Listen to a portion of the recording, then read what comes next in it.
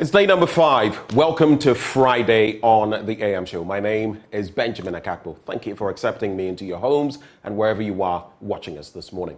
Now, here's the lineup for today. Here's what you can expect on the show. The news shortly, after which we'll serve you the news review with the leader of National Liberation Congress, Stephen Atubiga. He is our guest. From there, we get into sports, and Mubarak Haruna will be presenting that as well.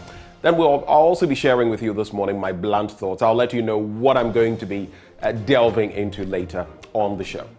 But Parliament has passed the 2024 Budget and Economic Policy despite an attempt to arrest a headcount to decide the fate of the policy actually failed. So what happens next?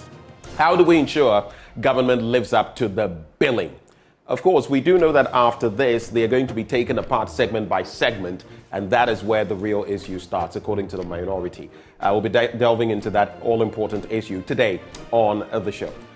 Also coming up, interestingly, curiously, the International Monetary Fund says government cannot impose or intensify import restrictions for balance of payments purposes. There is an arrangement contained in the IMF bailout package, which has pledged to support Ghana's balance of payment with some $3 billion between 2023 and 2026. But where does this leave that LI? We'll be giving you details of that as well. Also coming up on the show this morning, the University of Professional Studies Accra presents the 2023 Annual Leadership Lecture on the topic, Reimagining Ghana's Development Trajectory for a Peaceful and Prosperous Nation by 2057, our 100th anniversary, through the perspective of the people. Kwame Pianim, the renowned economist and statesman, is the august speaker. And we'll be hearing from some of the organizers today on the show. And then, a group of 7 Ghanaians in the British Army has come together to support the Accra Psychiatric Hospital with some essentials. We'll be hearing from them later on the show. In the end, what is the show without you and your say? And so in the course of all of this spirit, we'd love to hear from you. Shoot us your messages online via social media. When we activate the phone lines, be sure to give us a call because this show is your show. On that note, let's settle for the news up next.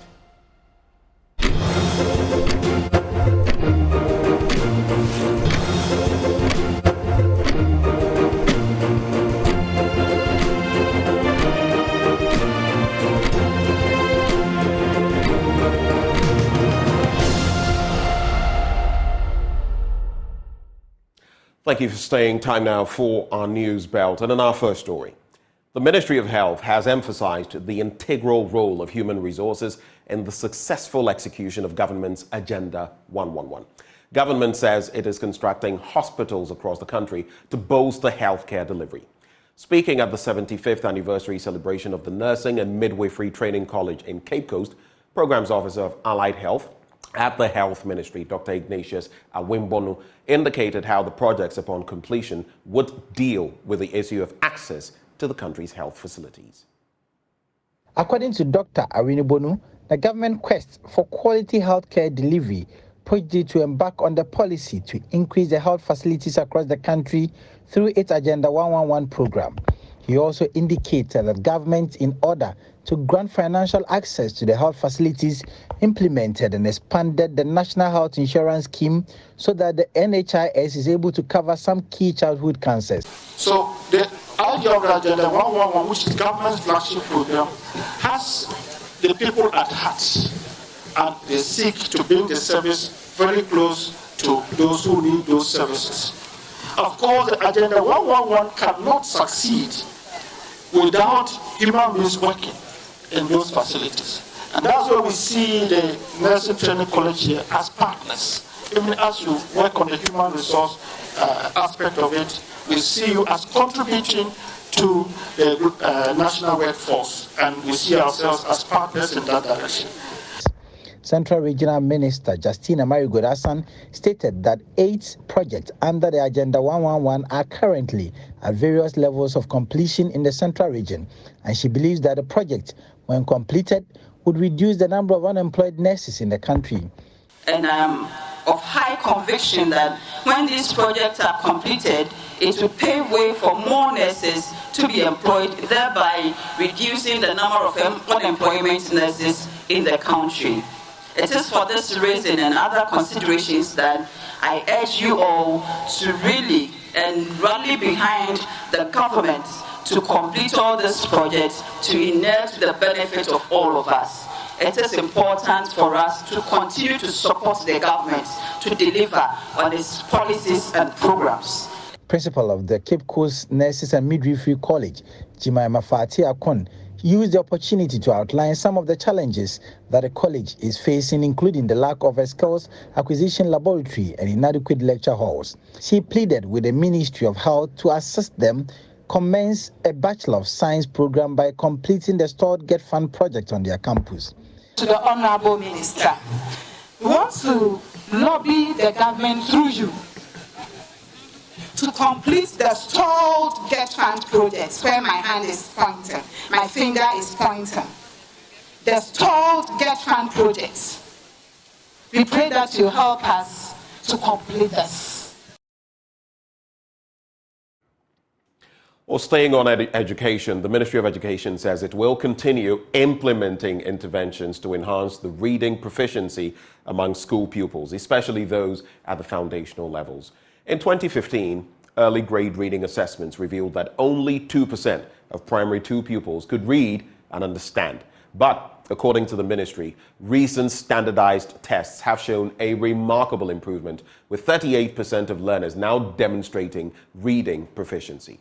Deputy Education Minister John Ntim-Fodjo has been speaking at this year's Central Regional Reading Festival. John Ntim-Fodjo says the ministry has noticed significant advancement in the reading proficiency of children in the country's basic schools. He highlighted the stark reality that in a group of 10 individuals, only 1% would possess reading skills before COVID-19. And to combat this, the Ministry of Education has implemented targeted interventions with the ambitious goal of ensuring that 90% of learners acquire reading proficiency. We want our learners to be proficient in their mother tongue, whether Gruni, Dagbani, Tree, Fancy, Ga, Ever, whichever language that is approved and is their first language. We want them to be proficient in it. We also want them to be proficient in English, which is the official language of instruction. Therefore, a number of interventions have been implemented by the Ministry of Education together with our partners. Over the years, these interventions have proven very effective in improving the reading performance of our learners. One very key indicator which we always compare is the early grade reading assessment that was done in 2015, which indicated that out of the P2 learners across the country, only 2% were reading at grade level. Only 2% were reading proficiently in 2015. Now, due to the formidable and effective phonics-based approaches and interventions that we put in place, the learning activity, the training of teachers, transition to English plans that was done with the support of USID, the play-based pedagogy, and all the interventions with the support of UNICEF, with Saber Education, with Lively Minds, Right to Play, and other partners, we have been able to improve from that 2% of people's learning at P2 to 38%. Now, the president of the OT Regional House of Chiefs, Nana Mpra Besemuna III, is asking the Chief Justice to ensure the hearing of the Nkwanta South land and chieftaincy cases before the High Court to ensure lasting peace returns to the area. Nana Besemuna III has also called on the feuding factions to stop the killings and take action that would ensure peace prevailed. Peter Senu reports. The OT Regional House of Chiefs is attributing the Nkwanta South conflict to unresolved chieftaincy and land disputes over the years. The House says the trouble in the largest municipality in the region is a cause for worry to them.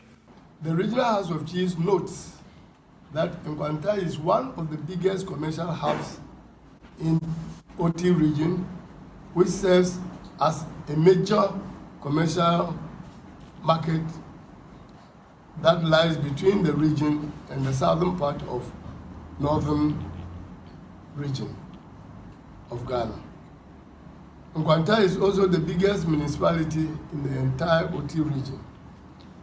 Consequently, any form of disturbance in Nkwanta is a major source of worry to the entire region and a major concern for the Regional House of Chiefs.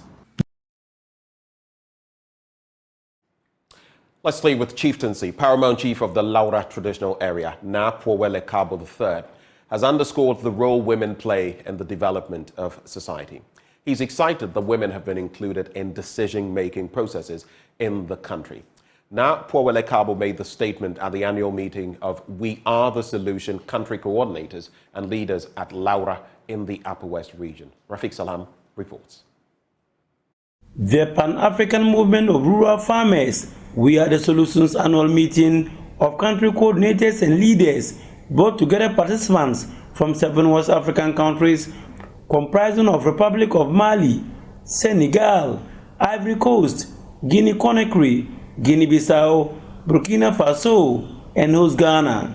President of We Are the Solution was Madam Mariama Sonko, says the ball rolling, giving an overview of the meeting. The agroecology we are defending is a peasant one.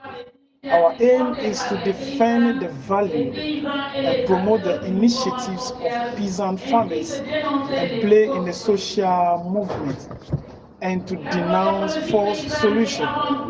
Peasant agroecology is above all a body of living practice promoted by social movements with a common political objective. National Coordinator for Ghana We Are the Solution, Anita Suta, urged participants to work to better the lives of their people. As we deliberate, strategize, and envision, let us remember that our work extends far beyond these 4 halls. It reaches into the villages where women tend to crop and nurture families. It echoes in the laughter of children who taste the fruit of our labor. It echoes in the wind that carries whispers of change across the African landscape.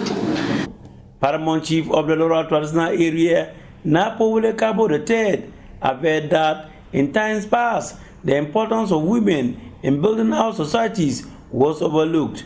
He stated that the narrative has however changed due to the advocacy role played by women groups in the country, such as Rural Women Farmers Association of Ghana and We Are the Solution. If we were to look at 10 years or 5 years ago, all national plans, there was not always any section on women issues. But it was through the advocacy of groups like yours and RUFAC, supported by United Nations and other agencies, that now every national development or economic plan, women's issues are beginning to take center stage, and thanks to your advocacy. A senior lecturer at the Sociology Department of the Simon Diedon Dobo University of Business and Integrated Development Studies, Dr. Constance Awimpo Akurugu, reading a speech on behalf of the Upper Regional Director of the Department of Gender, Cheritu Boturui, enumerated the barriers that are often to the development of women, calling for their removal. The West African sub-region is saturated with deeply entrenched male-dominant power structures and patriarchal beliefs, which combine sometimes with unfavorable government policies to limit women's involvement and effective participation in the agricultural value chain. In particular, sociocultural norms and customary practices that discriminate against women and girls lead to women having unequal access relative to men to productive resources and services, with the implication that women often have limited resource endowment and production systems therefore are marked by simple technologies and low returns.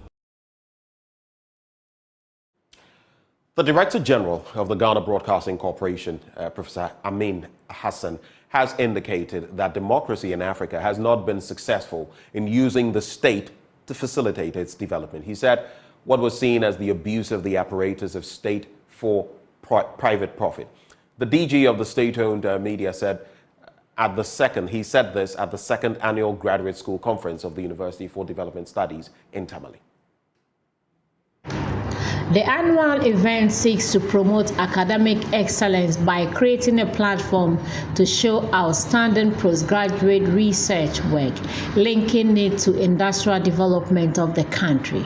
Professor Amin said, what is currently seen as a breaking down between democracy and development. To grow their profits. And so we have what we call a democratic capture of the state by the private sector. The commodification and monetization in politics, including our country, all over the world, that have entrenched elite incumbency whilst excluding the voices that do not have big pockets from legitimate political process, has resulted in a situation where our democracy has become,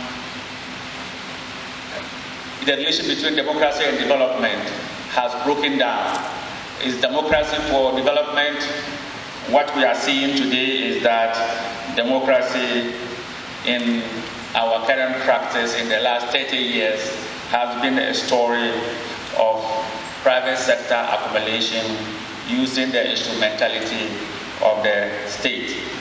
And so from Liberia to Ghana, South Africa to Nigeria, we can make a claim today that our liberal democracy in Africa has not really been successful in facilitating the use of the state for development. Rather, what we can see is that there is an abuse of the apparatus of state for private profit.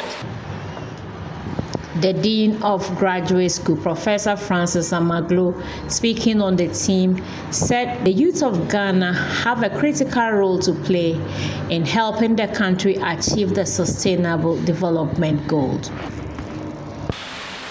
So this year's Graduate School Conference, the theme is Youth in Research for Sustainable Development. The theme aligns with the 17 Sustainable Development Goals of the UN and seeks to address the significant development changes among people worldwide.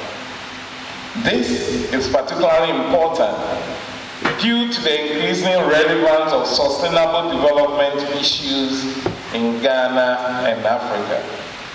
It is envisaged that the youth, including postgraduate students, will play a critical role in Ghana's effort to achieve the Sustainable Development Goals.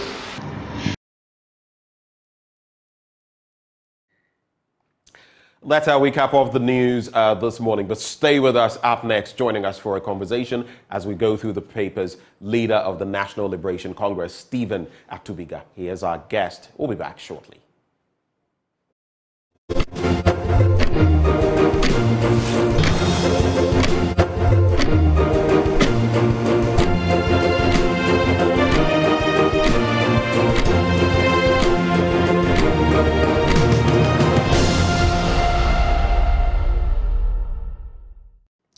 Thank you for staying on the AM show for the news review. This segment is brought to you by And Point Homeopathic Clinic. And they're offering you, if you're a man, prostate screening for free. If you're a woman, fertility screening for free. Here's where you can locate them across Ghana. Here in Accra, it's Pentex opposite the Shell signboard. There's Kumasi, Kronoma Boy here behind the Angel Educational Complex. The Stakrade Anaje State Tema Community 22, Techiman Hanswa, and the Siamanzama. Their call lines 0244 867 068 or 0274 234 321. And Point Homeopathic Clinic, the end to chronic disease. Joining me for the news review this morning, he is leader of the National Liberation Congress, the NLC. Stephen Atubiga is our guest. Mr. Atubiga, a very good morning to you. Thank you for joining us on the show. Good morning, and grateful for the privilege. Right. And good morning to Mother Ghana. Good morning to the President. Good morning to all Ghanaians. I like your outfit. I'm looking at the hat, though, yes. And it's becoming a bit of a trademark for you, isn't it? Thank you so much. You know, as you grow, everything changes. Excuse me. I'm leading a political party now, and then your appearance, wanting to lead a country, is a very serious business. Your demeanor, your approach, how you present yourself, and this is, I mean, it's always been like that for me, you know. You know, I mean, growing up mostly spending most of half of my age right now in the States, you know, I've always dressed like, I like the country lifestyle. So, and from Bindura, I'm a country boy. So it's parts and parcel of me, wearing the cowboy boots. I mean, the cowboys boots, the jeans and all that. So, I mean, it's parts and parcel of me. Some have said that the smaller political parties may band together come election 2024, because they are not viable alone. So all of them may band together. But I'm curious. You used to be a communications, member of the National Democratic Congress. What made you pull aside and set up the NLC? The NLC is a political party that is a breakaway from the NDC. It's made up of a group of people. When I mean people, cadres and grassroots people from within the NDC that we broke away and formed the NLC. And the NLC was formed based on the NDC derailing on its ideology of a socialist party. It's not doing what it's supposed. It's not taking care of the youth. It's not doing capacity building. And they've made, I mean, how can a socialist party make a filing fee to be a president for 500,000 for a filing fee? To go around and also endorse your documents, you may spend close to another 200,000 or 300,000. Besides that, I mean, with your logistics, whatever. So it means the seed of corruption has already been planted in the Social Democratic Party. I mean, the depthness of your pocket should be determined which position you can hold in a socialist party. And that is not the foundation, that is not the ideology, that is not the idea of forming the NDC. It's for the poor. Okay, we're supposed to be doing more social intervention programs more than the capitalists, which is the MPP. But unfortunately, the MPP has been able to do more social intervention programs than the NDC we're not taking care of. And we've been talking to them closed doors, and it reached a point that we cannot be part of it. We seek permission from our late founder before he passed, and then we broke away and formed a replica of the NDC is the NLC. The same ideology, the same principle. It is that the leadership and where the NDC derailing to a capitalist, that is where we find ourselves that we have. So you think the NDC has moved from social democracy to capitalism? Gradually, yes. That is where it finds its. And that's your beef with the party? That is our beef of the party. So is the NDC corrupt? They have, at this moment, based on the decision they've taken from the filing fee to be a member of parliament, to be a president, has been the depthness of your pocket. So that makes the party corrupt? No, they've planted the seed of that corruption in the party. It means any appointee who wants to be a president, who wants to be a member of parliament, might siphon money. Because today, all the 4 or 5 million registered NDC members, if anybody could call and tell me they have 500,000 Ghana to file to be a president, they have the amount of money if they are at this moment. So what does it tell you? It tells you that people will now look, okay, the grassroots, if a president gives you an opportunity to be a minister, to be a DCE, it means he has given you part of his powers for you to take the burden off him. If you're a regional minister, it means people in the region has to be managed and taken care of you. For the president, your omission and commission, reflects back to the president. So it means it comes with its benefits that you have to take care of the grassroots. You have to support the youth. Remember, it is a party that gives birth to a government. Okay, so when a government is in power, you have to take care of or reward those who went and seek power from the people and gave to you the president. So is it that you felt you hadn't been rewarded by the party? You hadn't been rewarded, or you hadn't been rewarded enough by the NDC? Unfortunately, when it comes to the NDC, our founder, Jerry John Rawlings, he groomed some of us that it is what you can do for your party, not what your party can do for you. But you're damn right that if the party is in power, you have to also benefit, because at the end of the day, you have to feed. You have a family to feed. The government is in power. But does that not breed the same corruption you're talking about? Shouldn't it be that you do this so for the greater benefit, and whatever boons come to you individually by way of that greater good, that should be where the buck stops. Does that not also mean that you're subscribing to the very corruption that you speak against? Politics is the most expensive entity that anybody could. Politics is very expensive. Business of the day is expensive. In military rule, you don't need to buy the V8s and what have you. That you know what I mean. Yeah. But politics, just like the S gracias and what have you. But it's not everybody that wants to serve in business. I mean, in government. Okay. In politics, when you win power together, it's few that will be selected to lead, to hold political positions. Okay. And their political positions also have its benefits. Some of us have been in business for so many years. Okay, and I'm a businessman, and I would rather be a veranda boy if I was in the NDC than holding positions. Veranda boys and girls. Yes, but I would love to see the grassroots capacity building taking. If you look at our fathers who started with the party till date, any of our brothers or their kids that went to school, when they go to the tertiary, institutions, you see them joining MPP. You see them join because when they turn around, they didn't give them no scholarship. They didn't pull them along, and they've seen that the MPP organizes organizes their people very, very well. And they come and see their fathers still in the same trenches. Okay, for 20, 30 years, they don't even have a bicycle to show, and they ask, Father, but when immediately they join a capitalist political party, they realize that they rather do more social intervention programs. They give them scholarship to go outside the country, and they package them well and reward. If you look at it, a lot of the things you're talking about also border on corruption. I mean, we've had issues with the scholarship secretariat giving scholarships to people. They were never supposed to give scholarships to people who already have the wealth, going to Harvard and the rest, and benefiting on the largest of the state, when that was meant for the poor. Okay?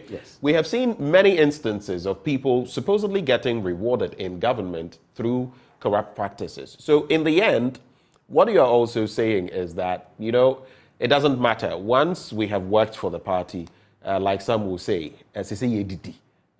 then how different is your ideology? There is no schooling for presidency. There's no perfect president. Neither is there anything that we call a perfect government.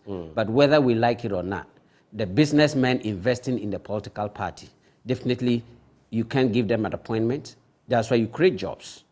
Okay, you reward your businessmen, you reward those that you aid, you reward those that work for you. But at the end of the day, it is what you can do for the country.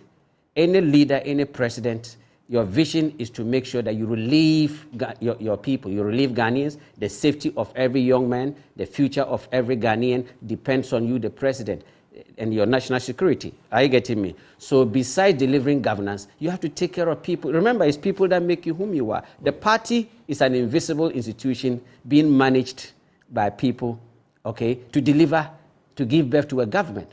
And the government responsibility is to make sure that you work for the people, their future, make sure that there's relief, there's future in the country, infrastructure, and then don't forget to pull people along. And every president have their strengths and their weaknesses. President John Dramani Mahama, when he came, he did a lot of infrastructure, okay? But unfortunately, he couldn't pull the people along.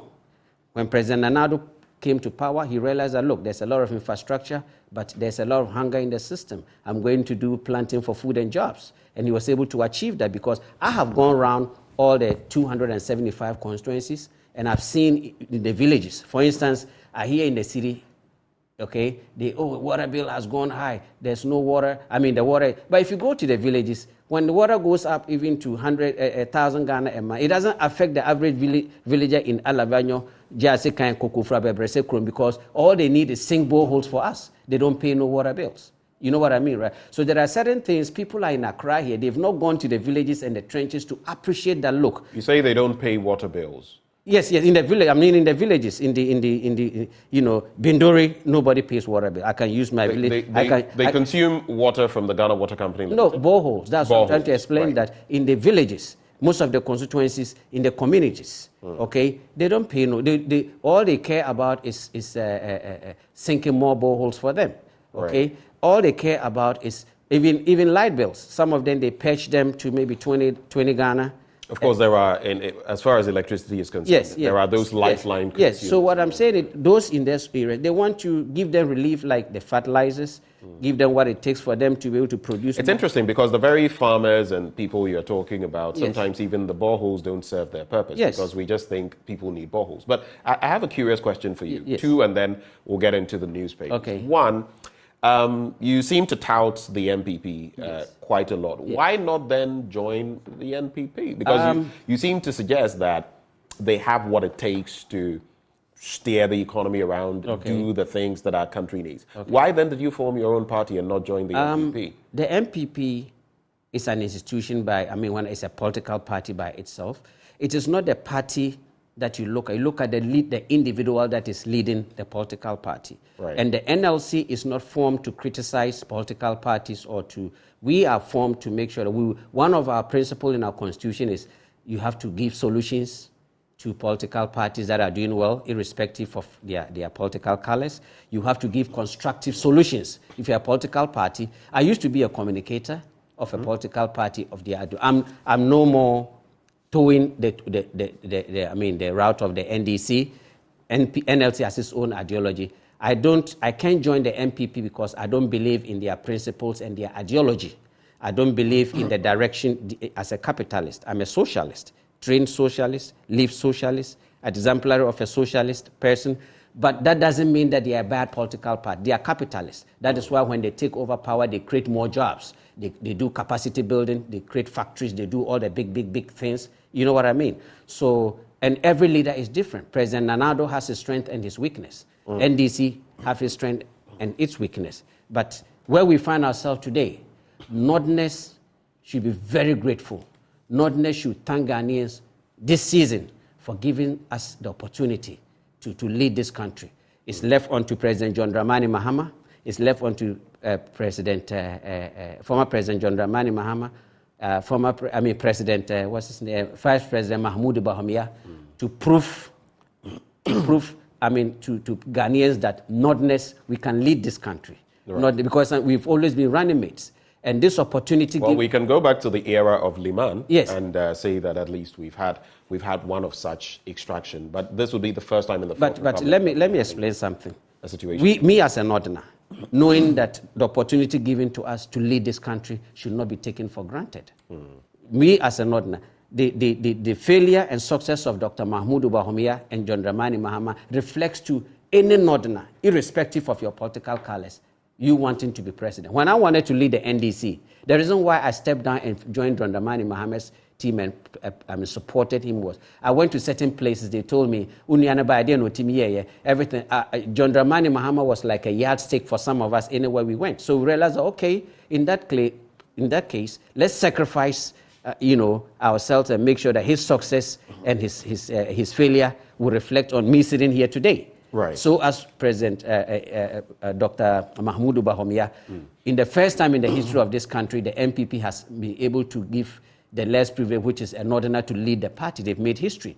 So he has to make sure that he has to nail it and prove to them that, yes, the next generation of any Northerner should have the right to use him as a yardstick. You have a benchmark so far. You've seen, and there's talk about the vice president's posts between 2013 and 2017. Yes. On social media, which can no longer be found. But you have a precedent. He has been in power for the last 7 years as vice president. Yes. Have you seen glimmers of such actions moving forward? And you may tie to that you.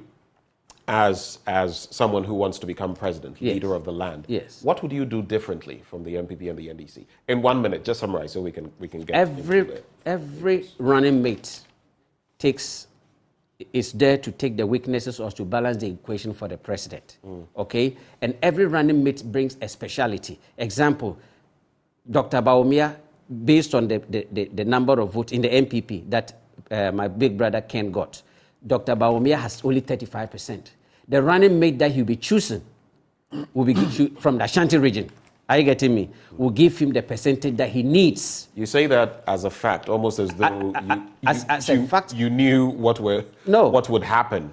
Why? Are you privy to some information? As a politician, as somebody, a seasoned politician who knows the ground, sit down and know that the direction this party is taking. Are you getting me? For instance, people say, oh, the MPP hasn't done anything. The MPP, I say, well, really? In this our country, political parties win power not based on their performance, their bad performance or good performance. It is the structure of the party that wins. Unfortunately, in our country here, the strength of your political party that determines your victory, not what because if that is the case, President John Dramani Mahama shouldn't have lost 2016 because he had. If today he's blessed that he has risen the bar so high that it takes a lot of president for you to do a lot to be able to. Are you getting me? His good work that he did that is giving him that opportunity right now. Are you getting me? But as a former member, I was thinking that okay, he has reached a stage that since he's a yardstick, he should have taken a backbench. Are you getting me? Then groom others and put. Today the NDC has no. If you ask anybody, John Dramani, it means they didn't groom anybody. It means that, and that is very dangerous for a political party. Right. And I think that what I would do different if I'm NDC or MPP, choosing my candidate, my running mate should be strategic, okay? And at the same time, in politics, 1 + 1 is never 2. The smaller parties, as you are saying, we've been having that conversation at the background among ourselves, how we should. You and which parties? APC, LPG. We've been having conversation. How about even our first meeting? Yes. Are they all involved in this? They were involved in our first meeting, but unfortunately they are not founders of their political parties. Right. They vote them to, but Akpastara, Ivan Greenstreet. Yes, right. They were all part of the conversation, okay, to come together. You bring your political party and come, and maybe I may go in as a chairman, Hassan Ayaraga may come in as a general secretary, and together we'll come together and then form an alliance and then choose. Is that likely what will happen in Well, there's a conversation going. All right. At the northern sector too, as a northerner, there's a conversation also going on among stakeholders because right now the two big political parties, we have northerners leading them. So it's about what that northerner can do in terms of also projecting the northern sector. We are tired of just choosing a leader that represents based on because he's a northerner. Right. Today, the dynamics has changed, irrespective of our religious background, irrespective. We are having a conversation at the background that who can nail it when we decide to say, okay, let us rally behind that fellow in the interest of also giving us, we northerners, bringing us up. So it's also a conversation that we've in. So there's a lot of dynamics play. This election is going to be a different ball game altogether. All right. Let's see how 2024 pans out. Let's get into the papers now. Yes. I just had to situate the conversation from there. It would have been remiss of me to actually miss out on some of that. The Daily Graphic Business Access Bank SME. Entrepreneurs urged to reduce costs to survive. Parliament approves 2024 budget. We all saw the wrangling, the back and forth. At some point, it would have come to this, but the NDC has said that moving forward, the specificity, right, the little details, the nitty-gritty, that's where they're going to be challenging every time, depending on some of those. For example, they've spoken about the tax waivers being granted to what they call some MPP members, and that if some of those are not taken out, they're going to go letter by letter, policy by policy, and actually the MPP would require all its numbers, the full complement of its numbers in Parliament to be able to get all of these through. Then there's Nanabuama Ayirepe, is Kwewu Nkwetia Chief, National House of Chiefs affirms, point lights, lasers disrupt flights. That's according to the Ghana Civil Aviation Authority. Now, lithium deal. This is one of the things I'm going to be talking about today in my blunt thoughts when I speak on lithium, electricity, and illegal mining, the state of affairs. But that is for after sports. Now, lithium deal best. Unprecedented 10% royalties, 19% state participation, Lands Minister assures. Well, that's not what a lot of the CSOs are saying. And of course, even a former Chief Justice, Sophia Kufu, to whom the Lands Minister made a bit of an address, an aside, if you like, telling her that maybe she doesn't know enough about the deal and that he wouldn't want to delve into or, my apologies, get into insults on that matter. But per that story, the Minister of Lands and Natural Resources, Samuel Abujinapo, has maintained that the license granted Barari DV Limited, a subsidiary of Atlantic Lithium Limited, for the mining of lithium at Ewoya in the central region is in the best interest of the country. Contrary to suggestions by some civil society organizations and groups that the first mining lease has little value for the country, the minister said the deal was, quote, one of the best in the world. He says this lease delivers from all, so it differs from all previous mining leases in many respects. It is the first time in the history of our country that we have successfully negotiated for 10% royalties for any mineral, which is one of the highest for exploitation of any mineral across the globe, he said. But even in our backyard, right here in Africa, we know what some other countries are getting. Stay with me, because later today, I'll expose a lot on this lithium bit when I share my blunt thoughts. But coming to you, so there's this lithium thing and everything that is happening in there. Like I said, I will not give you all the scoop, but during my blunt thoughts, you can follow. I'll be sharing some interesting details from there about whether this deal was signed, this deal was not signed, where it is, and all of that. Then Parliament approves 2024 budget. You've seen the back and forth. Yeah. And I would like to tie to that the ally on importation, you get it, and what the IMF is saying now, that I don't know whether you followed, but the IMF is basically telling us you can't do that. So that leaves that bill in some sort of limbo. Any quick thoughts on these?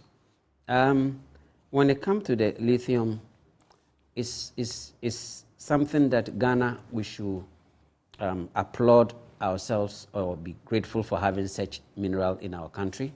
And I think the 10% for us is too small.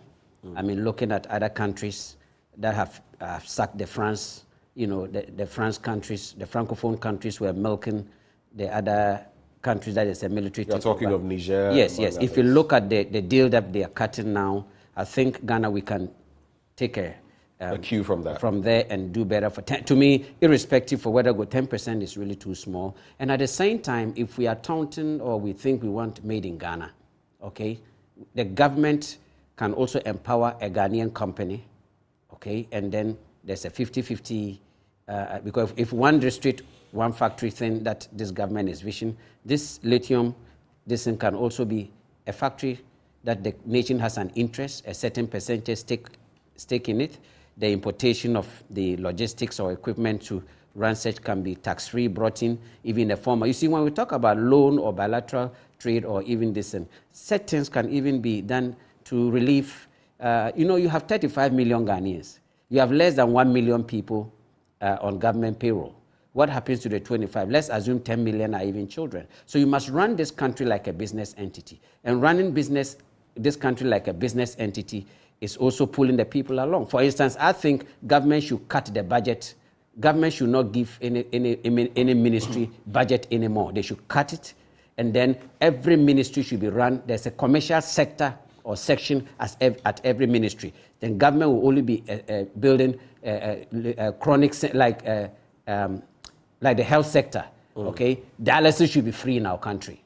Any chronic disease should be free in our country. It's interesting you mentioned that, because the Ghanaian Times has an interesting story. Kolebu, needy dialysis patients get over 500,000 Ghana cedis support from Jospong Group. A lot of them, if you look at the cost of going for dialysis 3 times or at least 2 times a week, it is crazy in this economy. Yes, where we find ourselves at Ghana, where we are today with all these minerals, what have you, every district can even have a dialysis center for free. What does it take? Is it buying the equipment?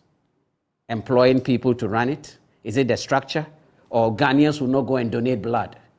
Are you getting me? It's government taking a decision and saying that, look, this is the direction we want. When it comes to the health... But when it comes to dialysis, you mentioned donation of blood.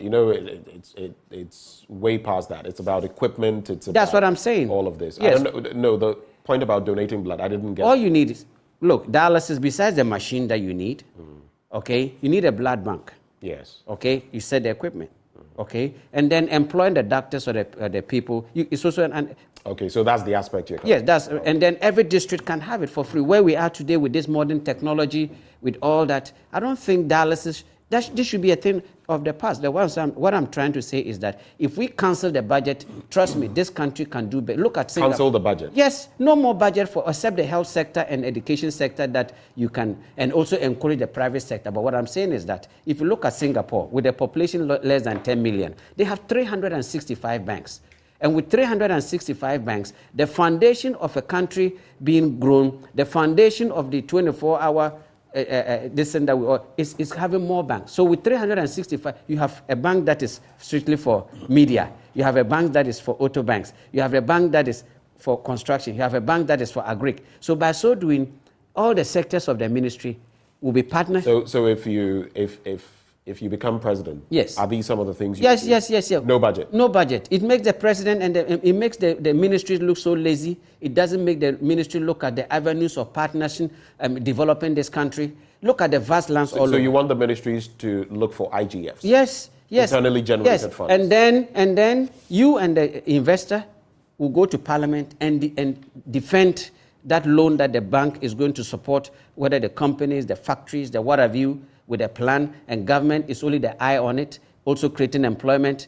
Are you getting me? Right. And we can do this. It's easily done. Okay. What do you make of this LI and what the IMF is saying? Very briefly on that. It is very dangerous for a country to allow IMF to dictate to us. I'm so sad that as a country with gold, oil, and what have you, so IMF even telling us what to do is a no-starter. It's a shameful direction to us. We've become like a child that a father is directing a child, go here and go there or do that. Which, even if we want to take IMF loans. But we signed the IMF conditionalities.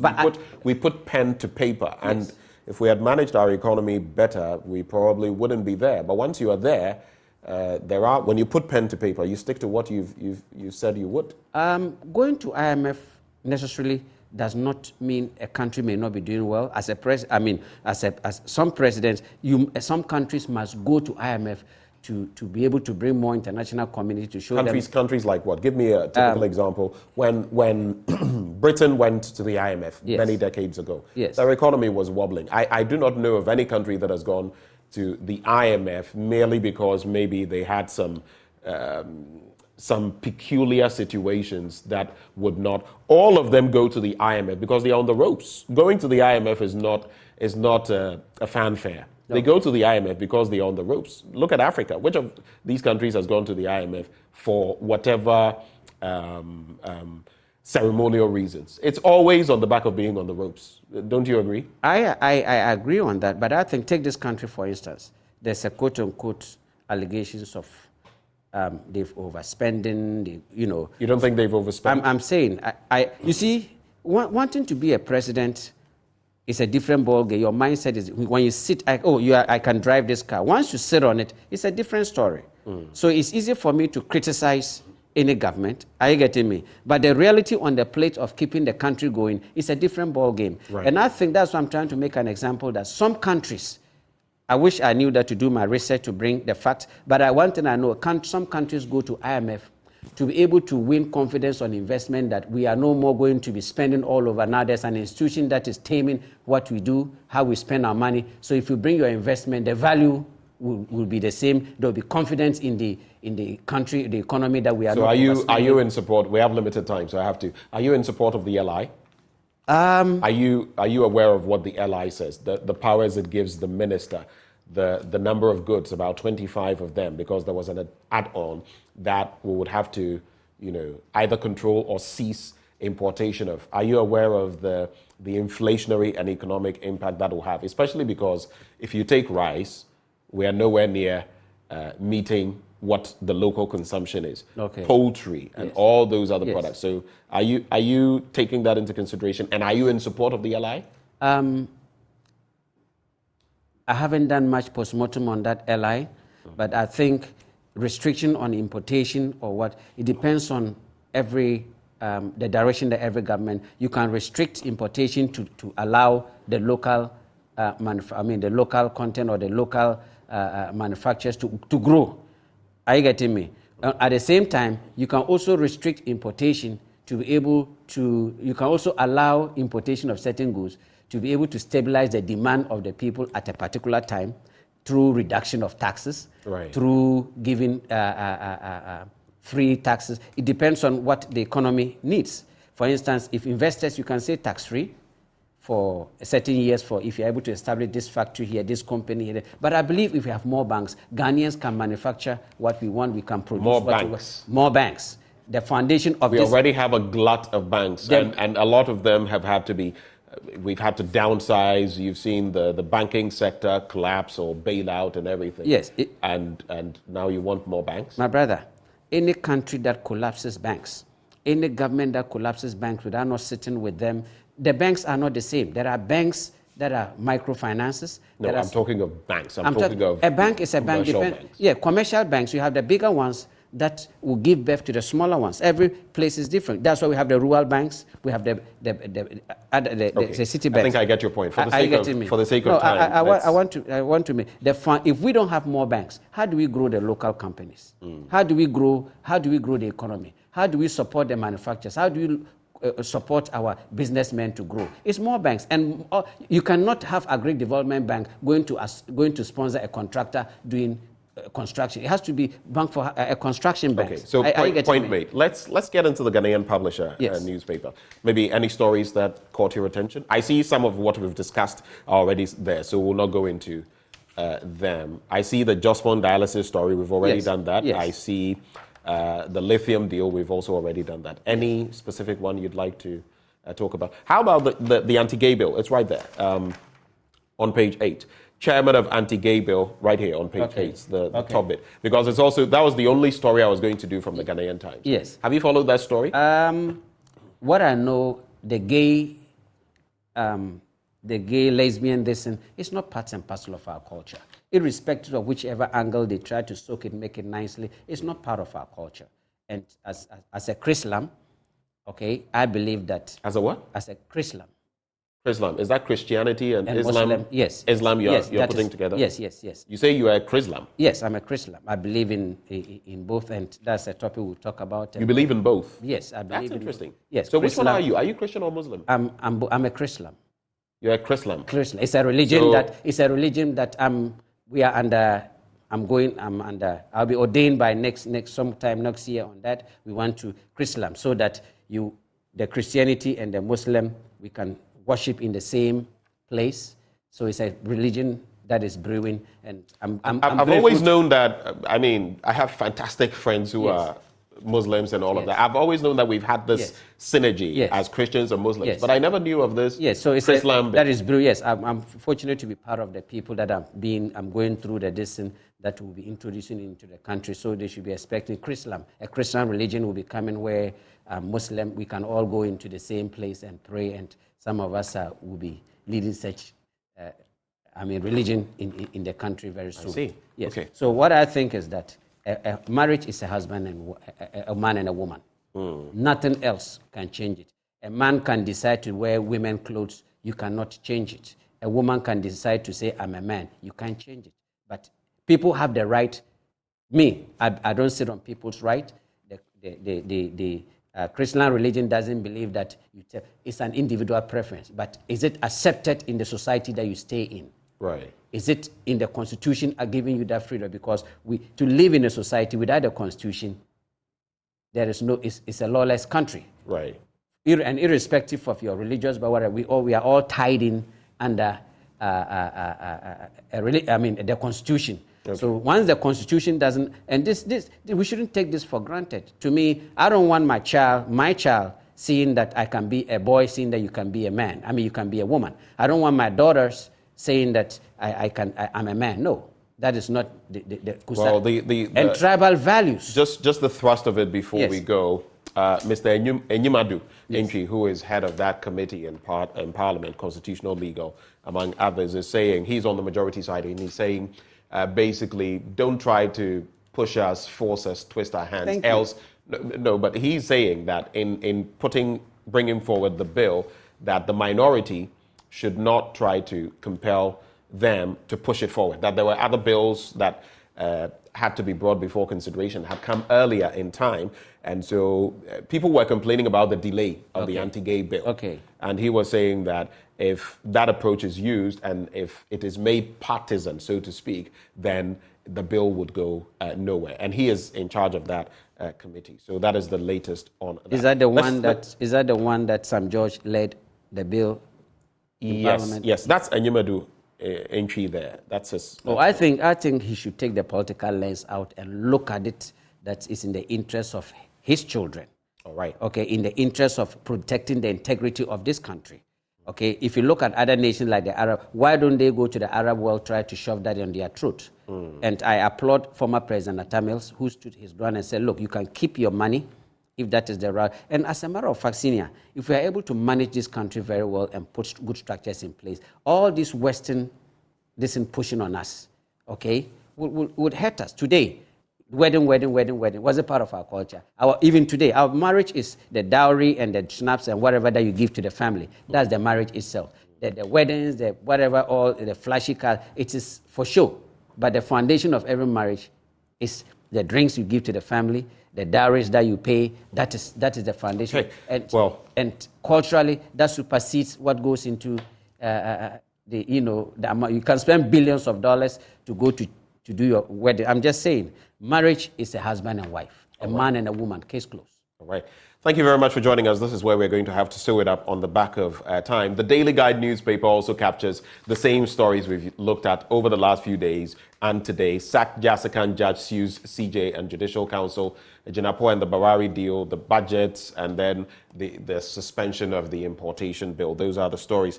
Do stay with me because I'll be sharing with you right after sports, lithium, electricity, and illegal mining, the state of affairs. Are we finished? Yes, we are done. Okay, before we is there go, any final yes, comment? there's something It has to be very brief. Very brief. As I was going around I just finished touring most of the constituencies. If you go to Tano North, okay, Madam Frida Prempe, the MP over there, my brother, you should see the project she has done. Okay, I mean, I'm saying that it has become personal to me because she's a lady, looking at the projects that this woman has done for her constituency, and I think that we should applaud her. And I'm not surprised she's been made a minister for, I think, the sanitation, right? Right. Yes. Yes, and when we go to the communities, as we are seeking people we get to hear what is happening. She has done so much. I'm taking her from water to Stephen, roads to what have you. And I think we should.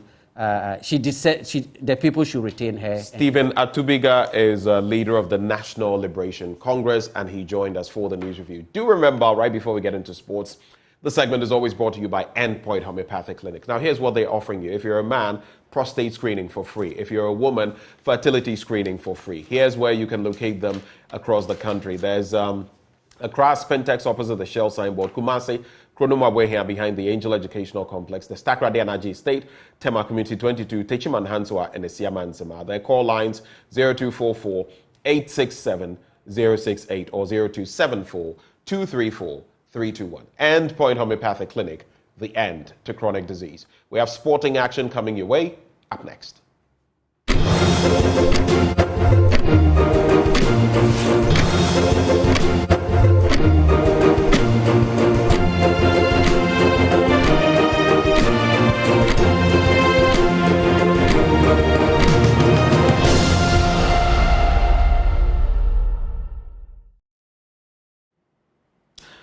Well, it's a Friday, and I'm going to be sharing with you my blunt thoughts like I would usually do on a Friday morning.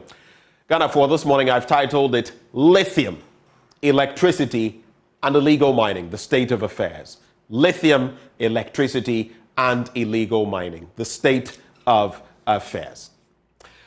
One thing that interests me on the back of everything we've said about mining lithium in this country has to do with, well, what the CSOs, the civil society organizations, and former Chief Justice Sophia Kufu have said. Sophia, in fact, referred to the lithium deals we're getting as colonial deals, like under the Gaggisberg regime. We're still celebrating getting paltry sums, royalties, from our minerals. And the question is, when are we ever going to wake up? That's the question. When are we ever going to wake up? I've heard in recent times the Minister for Lands and Natural Resources, Mr. Jinapo, target or lampoon the former Chief Justice, among others, the CSOs. But we should ask ourselves, really, let's reference the mining of diamond, gold, and the other resources. How much have we made of that in this country? How much could we have made of it in this country? For a country that begs a country that continues to beg, a country that, if it follows this trajectory, will always beg, a country that has recently gone to the IMF. How can we stay on this course and celebrate 10%? It may not be the worst deal, Mr. Minister. Agreed. It may not be the worst deal we have had. But could we have done better for the good people of Ghana? That is the question. Our neighbors right here in Africa are doing it. So why not us? I just wanted to reflect quickly on that. But as I talk about lithium, for starters, before I get to energy, electricity to be specific, and then talk about illegal mining and the Aisha Huang issue, I'd like us to focus here. Lithium, yes, but in a very interesting picture. Mind you, the area in Winneba, okay, in the central region, where the Abuacher Festival takes place, where they go into the forest, right? This is a Ramsar site. It's one of those internationally recognized wetland bodies. We also know that this site, for over 300 years, has been a conservation site of sorts. It has cultural relevance. It has relevance on different, I don't even know how to put it. It has relevance across the board. Let me just put it that way. 300 plus years. And this is where the people for the Abuacher Festival go to get their bushbuck. Now, why is that coming to the fray in recent times? That brings me back here. This is Alexander Afenyo-Markin, Member of Parliament for Efutu. Now, this issue has come up in recent times, and he's been responding. Here's what he had to say. I simply want to say this allegation is false. It's never true. And in fact, the Minerals Commission 2 years ago, stated, well, to the effect that such application had not even been received by them, let alone approving for the company to mine lithium in that sacred forest where we hunt for deer during Abuacher. That is what he said. I've had some people say that maybe the minister or the MP doesn't have enough information. But let's go to the next slide. He references 2 years ago. I'm going to be looking at next year. Now, the date in question is Tuesday, June the 28th, 2022. Tuesday, June the 28th, 2022. And if you look carefully, it's a bit small, but if you look here, this is Green Metals Resources Limited, the same entity tied to lithium mining in this area that we're speaking of. Their address is here. And what do we have here? A prospecting license. Prospecting license. That is what it's being offered here. We're looking at an area of 5.56 kilometers squared, and they are to mine lithium and other minerals. That is what is there as well. The area is mentioned, Onyadze or Benyadze, whichever way you want to put it, but that is in the exact enclave of this forest that we speak of. So this is one document. If the member of parliament says, the member of parliament for Efutu, the deputy majority leader says, listen, this was not in the offing. This is confirmation from the Daily Graphic, June 28, 2022. It was a Tuesday. This is last year. So why is he referencing 2 years ago? Because just last year, we had this in there. Mistake. This was published, and this is the minerals application bulletin, by the way. It was published in the Daily Graphic. So what exactly is happening? But let's go to the next slide. If you found that confusing, this might be even more confusing to you. Because if you look at the Ghana Mining Repository, okay, we conducted some checks and found some pretty interesting dynamics. The Ghana Mining Repository. When we checked on the 4th of December, 2023, just a few days ago, this is what we found.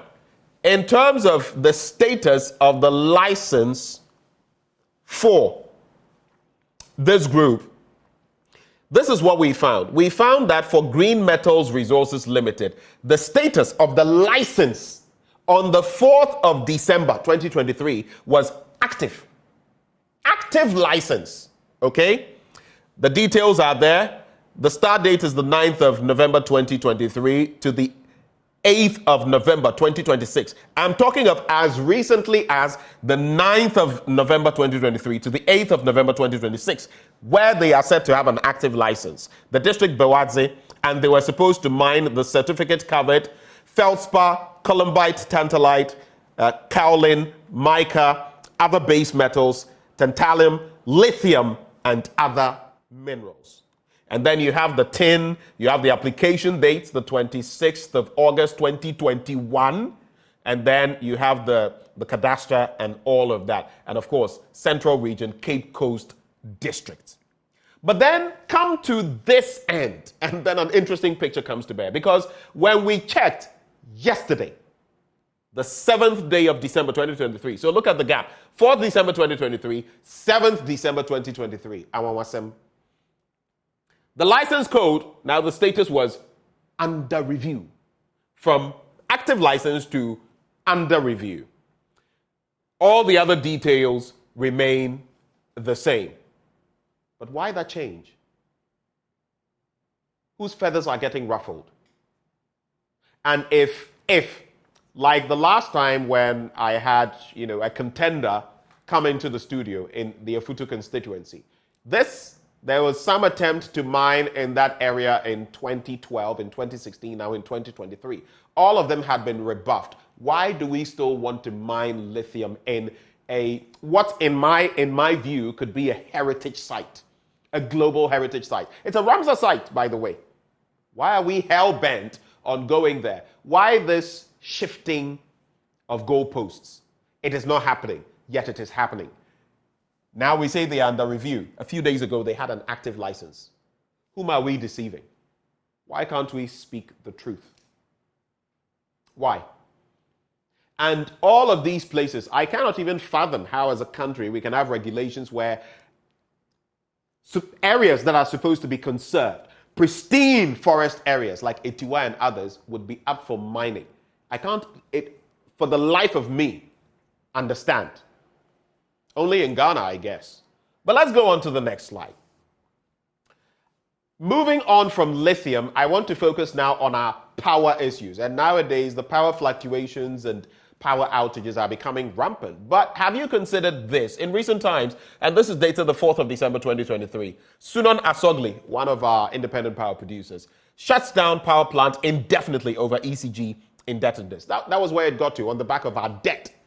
But fortunately, on the 6th day of December, just 2 days ago, Sunon Asogli reverts plant shutdown after finance minister's intervention. But here's the breakdown. Here's what we ought to be paying attention to as a people. Next slide. Now, if you look at our national capacity, installed generational capacity in Ghana as of last year in megawatts, okay, you would realize that the national consumption is 5,454. Hydropower plants, or at least that is what we produce. Hydropower plants, 4 dams, 1,584 megawatts. That's about 29% of the national. Thermal power plants, 14 of them, 3,758 megawatts. That's about 68.9% of the national consumption. And other renewables, 7 plants, 112 megawatts, 2.06% of the national. Let's go to the next slide. Now, if you focus on the thermal power generation, which is where our friends come in, the independent power producers, we have Sunon Asogli Power Limited producing 560 megawatts. That's 10.28% of the national. Keep that in mind. We have the Car Power Ship 470, 8.62%, and AXA 370. You add all of these, you're looking at about 25% of our national grid, or the consumption capacity. And Sunon Asogli, which went off just a few days ago, which shut down, contributes over 10%. That is what it means when we don't pay these power producers. Because if we don't, think of industry, think of individuals, think of the work we have to do. Think of here, for example. If power goes off, we have to move to plants. And imagine the cost. But we said at a point that we had excess capacity. Of course, it was only a matter of time. Why did we not think in advance of creating capacity? Now we have these, and we can't even meet our payments on the back of where our economy has got to. Next slide.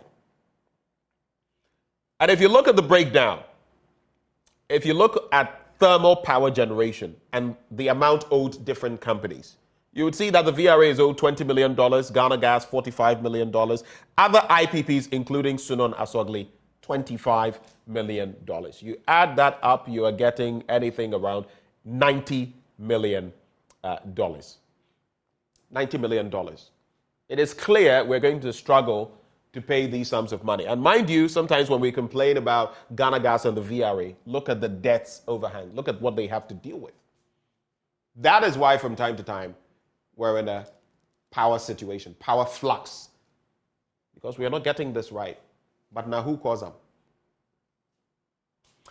Now let's move on.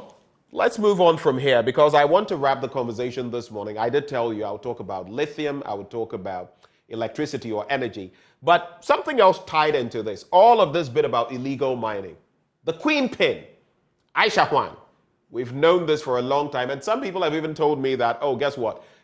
There was some massaging or something here because we are expecting our external creditors, one of them, the foremost, China, to be lenient with us so we can move on with the IMF conditionalities and get the next tranche of money.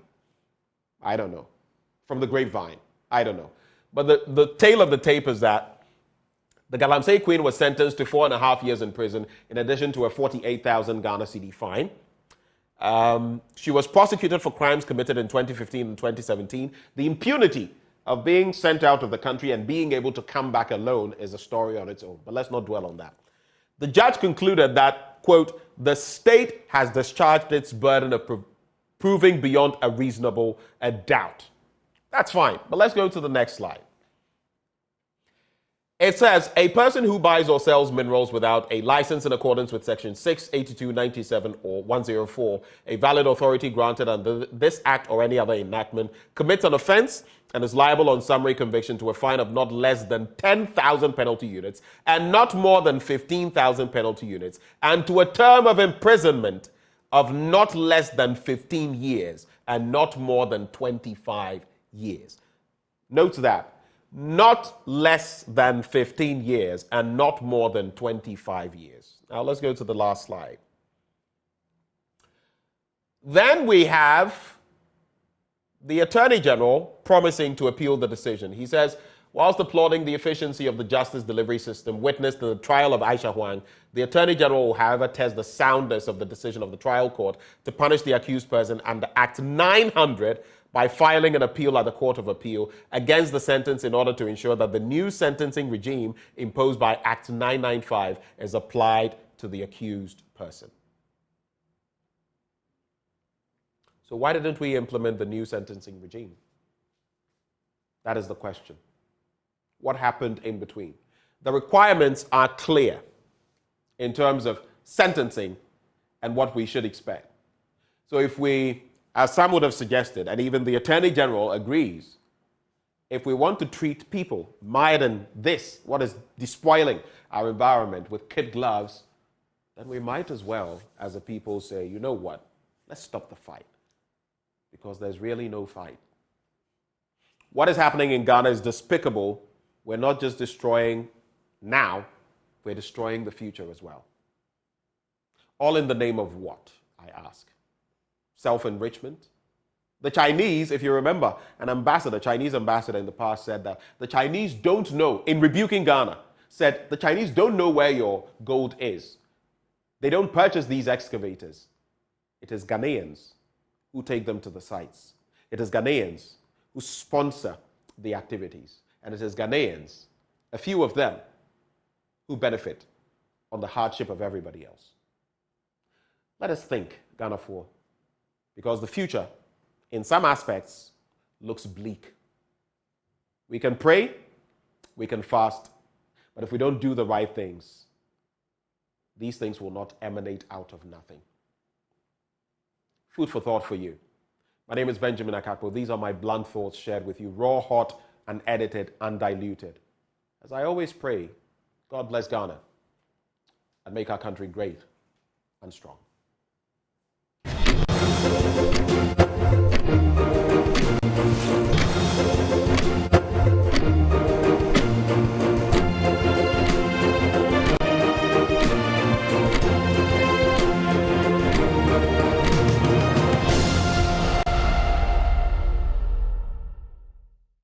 Minister Ken Ofori-Atta will now heave a heavy sigh of relief after weeks of having to wait. His budget and economic policy has now gone through the House after a head count today on the floor. We'll give you the specifics on that shortly, but first, not without some challenge from the majority side. Joe Garte, MP for Esikado Ketan and former Attorney General, attempted to arrest the head count. We are voting on the estimates. And at this stage, we cannot be voting on the estimates because they have not been considered by the various committees. And the estimates will be voted upon at the stage that we are voting on appropriation. And we cannot vote on it because, Mr. Speaker, we have not even yet finished discussing it. The reports are not in for the committees. So at this stage, it is merely a procedural vote, or it is not a vote at all. We vote at the end of the report stage, and we vote also when we have the appropriation. However, the minority leadership and their members believed there was nothing irregular about the process adopted. Anyway, our standing orders use the word motion, then it is a matter that must be voted on. Because a motion is to take a decision. A motion is that we should take a decision. And how do we take a decision without voting unless there's a consensus? And it's obvious that in this matter there's no consensus. Given that there's no consensus, Mr. Speaker, we will have to vote. And we voted, and you ruled on the voting, and this side challenged and called for a head count. So, Mr. Speaker, you are doing the right thing, deciding that we should go ahead and carry out the head count. The Speaker of Parliament said the heads will be counted come what may. But this decision doesn't open up this matter for debate. I think it's something that we will debate later on. But for today, the hairs will have to be counted. But then came some more controversy when the Speaker of Parliament decided that people would have to stand in their seats and actually shout whether they are voting for or against the budget. The majority leader will have none of that. Mr. Speaker, so for those who support it, you said the ayes have it. So now it will be for you to ask who support the ayes. And then the ayes will rise up to be counted. That is what it is. This is the convention and practice of this House. Where from this prevarication and trying to vary the others. Honorable members, this cannot compel the Speaker to let them count your hairs. You better resume your seats. All what I do here, when you go out and misrepresent what I do here to the public and let them attack me, I listen to everything. It's only I don't react. Please. And the use of the word successively does not mean we should rise in groups. It simply means one after the other. So, Mr. Speaker, you are right. And I see no reason why we should litigate over this matter. As I've said, I disagree with this interpretation. And I must emphasize that I strongly disagree. However, knowing that you want to stick to your position, I'll surrender. Let's do the head count. Whatever you want to do, let's do it. We are ready. Let's do it. Majority Leader, don't give the impression that this is the first time this is being done. We have done this a number of times on this floor. Please. Ultimately, the head count went underway. Vincent Opon, Asante Kwadwo, Tiama Kwabena Amankwa, Siama Eje Nana Amadokua. And the budget was passed. 138 against 136, with one NDC MP absent. Ayes 138. Noes 136. The MP absent, James Jachikoisen, who has been unwell for some time now and is seeking medical treatment abroad. With the budget statement and economic policy now out of the way, the committees of Parliament will now consider the estimates of the various MDAs before the final vote on the appropriation is taken either on or before the 22nd of December, when Parliament is expected to adjourn sine die. Reporting for Joy News, Kweku Asante, Parliament House, Accra.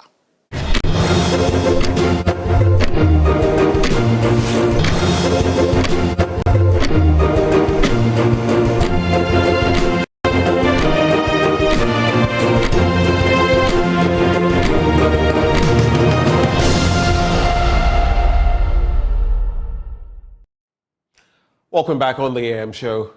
Now, the 2024 budget has finally been accepted after all the wrangling in Parliament. It has seen the light of day, 136 on the minority or opposing side, 138 on the majority side, giving that some life. Of course, we know that the Member of Parliament for Asin South, James Jachi-Quason, actually couldn't make it there on medical grounds. But that is how the cookie crumbled in Parliament. The question is, what is the way forward? I've listened to Murtala Mohammed, I've listened to Kojo Ponkroma, I've listened to other people speak to the issues and the way forward. But joining us for a conversation on this, about what this means for Ghana, what we can expect in the coming days, weeks and months, Dr. Seyram Kawor. He is a senior lecturer, UCC School of Business, together with Raphael Kuma, NPP parliamentary candidate elect in Bole Bamboy. Gentlemen, a very good morning to you. I think we may have lost Raphael Kuma on the line, but we still have Dr. Kawor. Good morning, Doc. Good morning, my brother. How are you? I am well. I hope you are too. I'm doing good by God's grace. We thank God. What do you make, I mean, straight to it, what do you make of the 2024 budget, even before we talk about its approval? What do you make of the budget in itself, in terms of policy, in terms of what it would mean for our economy? Okay, thank you very much. When you look at the budget, or before the reading of the budget, we have gone to IMF. We had the IMF agreement, and we have seen the conditionalities in the agreement. And so I was expecting that those things would feature in the budget. And when the budget was read, it was a replica of what the IMF agreement had stated. And so it was a reflection of what was there. The IMF agreement was hinged on taxation, making sure that we raise enough domestic revenue for our country. And so that came up, and we have seen some new taxes that have been proposed. And during the appropriation, which will be done by 22nd December, before Parliament rise up, those things will all be approved and adjustments will be done. And so it is only in a situation that will tell us that we are in difficult times, and we all have to prepare for the tougher battle ahead of all of us. We also have the IMF agreement hinging on making sure that we maintain stable macroeconomic stability, making sure that inflation and exchange rate and the rest are controlled, and then they are manageable so that the citizens can be okay. We've seen an improvement in social interventions, and all have reflected in the budget. Unfortunately for us, the approval process have been mandated with some form of chaotic behavior from our members of Parliament, which is not too good for us. But that will be a debate for another time. I see. Let's now get into, I think we've lost Raphael Kuma. When he reconnects with us, we'll try. Raphael, can you hear me? Yes, I can hear you. Okay, I think we lost you a short while ago. Good to have you join the conversation, Mr. Kuma. What would be your reflection? I just wanted a bit of a take on the 2024 budget, looking at the different angles of conversations we've had in terms of our economic life. What do you make of the budget, briefly, before we get into what happened yesterday? Okay, so thank you very much for the opportunity, and a very good morning to your cherished listeners. So, basically, the budget is a reflection of the current situation we have in Ghana. It's obvious that the country has challenges. Even amidst our challenges, the government is trying so hard to make it work. Some 2-3 key takeaways I took on the budget was emphasis on infrastructure, emphasis on agriculture, and emphasis on the trade. Agriculture, as we speak, employs about 38.2% of the workforce in Ghana. So when the government is trying to make all efforts to make sure that at least we have this, whatever we require to push our agriculture industry further, I think it should be a plus. But of course, one thing I think I want to comment on is the fact that it looks as if every time there's a budget, there's always an entrenched position by both the majority and the minority. If you look at the voting pattern yesterday, the majority had 138 and the minority had 136. So are we to imply that everything that was in the budget was supposed to be rejected by the minority? Is that the case? I think that... And you could say same for the majority as well. Was it to say that everything that was in there was so good, excellent, that all of them had to go? I think it's a partisan problem we have, but there are some issues. For example, the tax waivers for certain persons deemed to be tied to the higher echelons of our political life, among others that are to be debated. And I heard Kojo Oponkroma say that as and when there are such issues, they feel they ought to be debated, yes, they will come on board. But in the end, it will have to do with the numbers. Sure, that I very much agree with you. So I think that it's a national call. We need to look at these things more or less in a nationalistic perspective, other than the partisan perspective. Of course, we are politicians, and we are here to serve the interests of our people.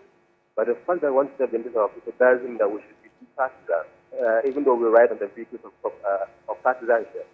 I think we should learn from other European and foreign countries where, they are sometimes able to come to terms and then put the national interest ahead of any other interest. So for me, generally, the budget is a reflection of the current status of Ghana. Some taxes have been introduced. The restriction of some importation or restriction on importation of certain materials. But of course, we need to also look at that one carefully. If you are restricting certain items from being imported, then we need to also be able to assess our capacity to produce those locally and call for a broader stakeholder engagement so that we can get a buy-in of all other factors or all other players that matter. When we do this, I'm sure we should be able to have a very successful implementation. So, by and large, this time I see on that. All right. Raphael, hold for me. Let me bring back Dr. Kawor. So yesterday, finally, the budget that was supposed to have been approved on November the 29th, and yet the Parliamentary Service told us it had not been approved, finally received its stamp of approval. But moving forward, if you look at the process of approval, what do you make of it? I think Raphael raised a point about the fact that all those in the minority, like we've seen in recent times, rejected it, all those in the majority accepted it. But if we were looking at the real facts of the budget, what do you think we should have seen? We thank you very much. The process of the approval of the budget has not been very smooth. And this has been something that has been happening over the years. And we pray that Parliament will come to the reality and put Ghanaians first when it comes to the budget approval. We have seen the entrenched positions that have been taken by both sides, and that sends a wrong signal to the market. I should be expecting that there will be some places where the House will agree on certain issues and disagree on some of them when it comes in. The approval has given way for them to now go into the appropriation of the ministries, agencies, and departments, and that is where they will do some adjustments before it finally comes out. I would have wished that those things were done before this final approval is done. And so going forward, these processes by which we approve the appointment of ministers and whatever that is being done in Parliament, we try as much as possible to remove the politics out of it. As the colleague on the line just stated, that we should learn from other countries and say that, yes, this is good for us, that is not good for us, so that we will be able to save the country some amount of money when we are going forward. Some taxes that have been introduced right now, especially the emission tax, and that every person owning a motorcycle, a car, a tricycle, and all those things, you pay 100 Ghana cedis every year, and all those. It's a way of raising some amount of money, but is it necessary? Is it not likened to the luxury vehicle tax that we have seen in the past? Those who are passing it today, they are not going to be in parliament forever. The table will turn, and tomorrow they will have the same thing. Are they going to say the same things? And so when we are pushing the law, we are pushing the taxes.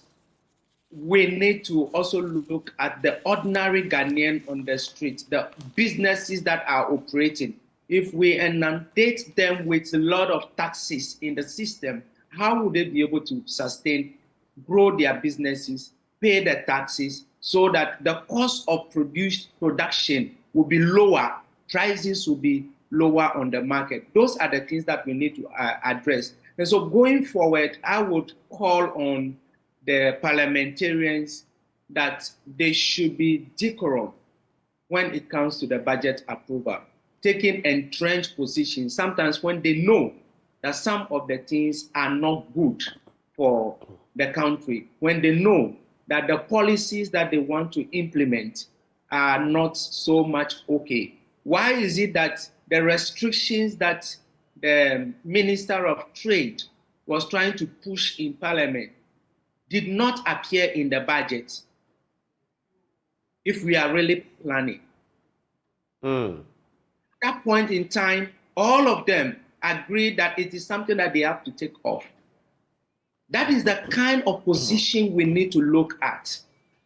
We've not had any systems in place. Production, if we should take rice, for example, we are not producing up to about 5% of what we consume in the country, and you want to restrict. Do you mean up to 50% or up to 5% when it comes to rice? I'm not sure we produce up to 5% of the rice we consume in Ghana. Well, statistically, if you look at the production, at least from what the metrics we have, if you look at sometime in maybe around 2010, 2012, we're producing about 450,000 metric tons. The consumption was much higher. If you look at now, we're somewhere around 800,000 metric tons or less, and the consumption is upwards of 1.55 million metric tons. So we have some rice production. It is in other areas like poultry where we're producing very little, maybe about 10%, and those are pretty problematic. Yeah, so when you even look at the statistics, I'm not saying that we don't have rice production, but if you compare it with the consumption and what we bring into the country, then it becomes an issue. That is where we need to have pragmatic policies communicated with stakeholders involvement, government subsidies to these particular areas in terms of mechanizing the agricultural sector. That will make sure that the production that is done is lower, and that will increase the consumption that we are getting in our country. As we improve, then we can come out with restrictions on it. And let us remember that we are not an island. We are dependent on other countries for other things that we import. As soon as you try to pose restrictions on importation of certain items from some countries, some of these countries may retaliate by imposing sanctions on us. And if they retaliate in terms of trade, in terms of investment, export and import, then we are going to be at the suffering end. And what we are going to do is that we are going to aggravate the situation in your country where people are going to increase prices at random. And you create some monopolies and conglomerates for some individuals who will be richer at the expense of the ordinary Ghanaian. And that is where we need to be looking at, so that we coordinate all our budgeting processes. And once we coordinate the budgeting processes, let the citizens accept the budget. Let the implementers accept the budget. Then it becomes a working budget. Right. It's not a budget for a particular political party or a leader. It is the budget for Ghanaians. And for that budget to be successful, we must all buy into that particular budget. I get that point you're saying about buying into it. Raphael, when you look at the buy-in, of course, you've lost the minority on this matter. But when you look at the buy-in, there are many matters to look at. In fact, yesterday I had your colleague on the NDC side, who is in Parliament in Bolibamboy, Yusuf Suleimana, whom you're going to be competing against in the 2024 elections. But there's this talk about an eco-tax of about 100 Ghana cedis per person, okay? Then there's the COVID-19 levy. Just today, curiously, I was going by someone's, desk, and the person said, so why are we still paying, this COVID-19 levy? I don't know anywhere else in the world where this is happening. The business community has complained about taxes ad nauseum. What do you make about those components still in our budget, or at least on our tax handles, before we get into the LI that Dr. Seyram Kawor has been speaking of? Like I said earlier on, I believe strongly that we need to... Raphael, I can't hear you well. I'm struggling to hear you. Maybe if you could speak a bit louder or reposition yourself. Evan, am I free now? The name is Benjamin, by the way. Please go ahead. Sorry, Benjamin. Yes. So, like I was saying, I think we have to look at our approach to approving the country's budget. When the minority have issues with certain portions of the budget, I think that all of these things should be tabled before the final stage of the approval. The MPP government is a very listening government. So instead of them saying that let's reject the entire budget as a whole, they should be able to identify certain key components of the budget that they are not in agreement with. And I'm sure both sides will come together and then work things out. So on the issue of the COVID-19 component, I'm sure if the side had been able to raise this, I'm sure the government would have been able to come to terms with certain decisions on that matter. So I think we need to call for a holistic engagement on how we approve our budgets as a country. It's not everything that we must reject, and it's not also everything that we must also accept. So when we approach it from this perspective, I'm very sure that everybody will have a stake, or everybody's stake would be recognized and then implemented. That is what I think we should be doing at this point as a nation. Rather than getting the entire budget, we should have certain portions that we need to meet one another halfway and go with it. I'm sure we'll do this. We should be able to get a buy-in of every other person. Of course, this issue... But you don't just get a buy-in based on out of vacuum. I mentioned specifically this eco-tax that has been bandied about, where everyone is supposed to pay a certain amount of money. People are already in the ground. Have you read the reports, the Ghana Statistical Service, the World Bank, among others, talking about, even on the back of the last few years, how many more people have fallen into the poverty net or poverty trap? Now, you have a COVID-19 levy. We are the only country I know, unless you want to contradict that has this kind of levy. The business community is complaining about taxes. You don't just get a buy-in because there's a buy-in or you want a buy-in. You must get a buy-in based on certain premises. Do we have that? That's the question. So the point again here is that we are all aware of the challenges posed by the COVID-19 pandemic.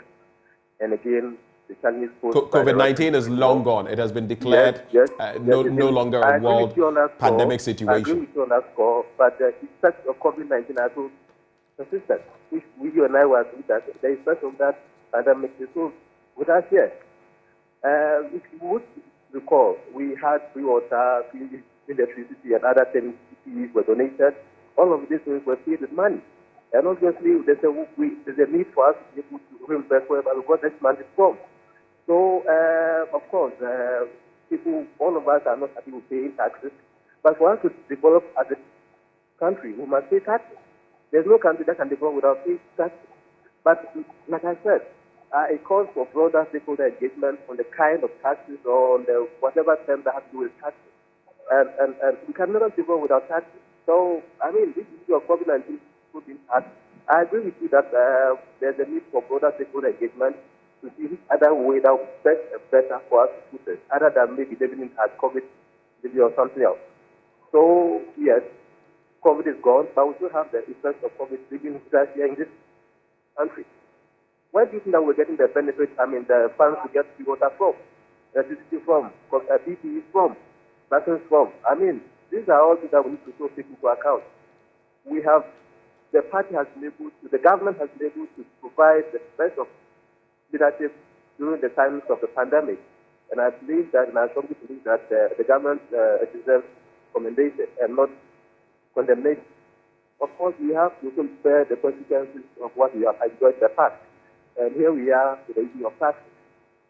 I believe that with broader stakeholder engagement and consultation, this has to be able to be resolved. Like I said, we don't have to reject the budget entirely, and we don't have to approve the budget entirely. The components that we don't agree with, both parties will be able to come together and deal with it. That's how we progress as a country. If you have two parties about everything, we people having this kind of back and forth conversation, which is not helpful. I have an interesting question for you, and it was brought up by Dr. Seyram Kawor. Everything you do must be woven into policy. And in this case, probably the most important, the budget statement. But you have this latest ally on restricting imports or banning imports, which didn't even feature in the 2024 budget. Yet you have seen the push up to the point where it has had to be withdrawn, and now the IMF is saying you can't even do that based on the terms and conditions of your agreement with us. What signal does that send to you? The fact that we're pushing an ally like this, which would impact the economy, and I'm sure you are well aware of what the implications would be, but at the same time, it wasn't even factored into the budget. Dr. Kawor made mention of that. How could that even happen? So usually with these things, I strongly believe that the minister thought it well through that one of the easiest ways to centralization is being able to restrict some of these things so that we can rely on our local context. But, like I said, if you are doing this restricted, we need to also be able to assess our capacity as a country, because we need to be able to supply the needs of the people if we are restricting items. Honestly, I haven't seen any data anywhere that sort of suggests that this is the certificate we have in the country that will be able to support. I didn't get that. You say you've not seen data anywhere that what? Data anywhere that confirms that we have enough capacity to be able to supply the country with when we receive these items. So, like I said, I don't know why I'm struggling, Raphael. I'm sorry. I want to take you back. I'm struggling to hear what you're saying because then it would lead to the next questioning. If you could speak up for me, I'd appreciate it. You say there's no data to what effect? I haven't seen any data that sort to suggest that when we restrict these items, the country Ghana would have enough to be able to supply the needs of its citizens when these items are restricted. So there's a need for further consultation so that we don't even them in the first place for us to suffer at the end of the day.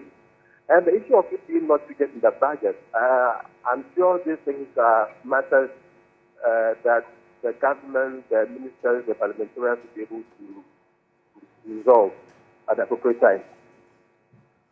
Hold for me. Let me bring in Dr. Kawor, who also on the back of this conversation. When we talk about that legislative instrument that has now been withdrawn, there has been a lot of talk about what the excesses of the minister could be, how he could abuse his powers. I have elaborated on the sections talking about the powers given to the minister time and again.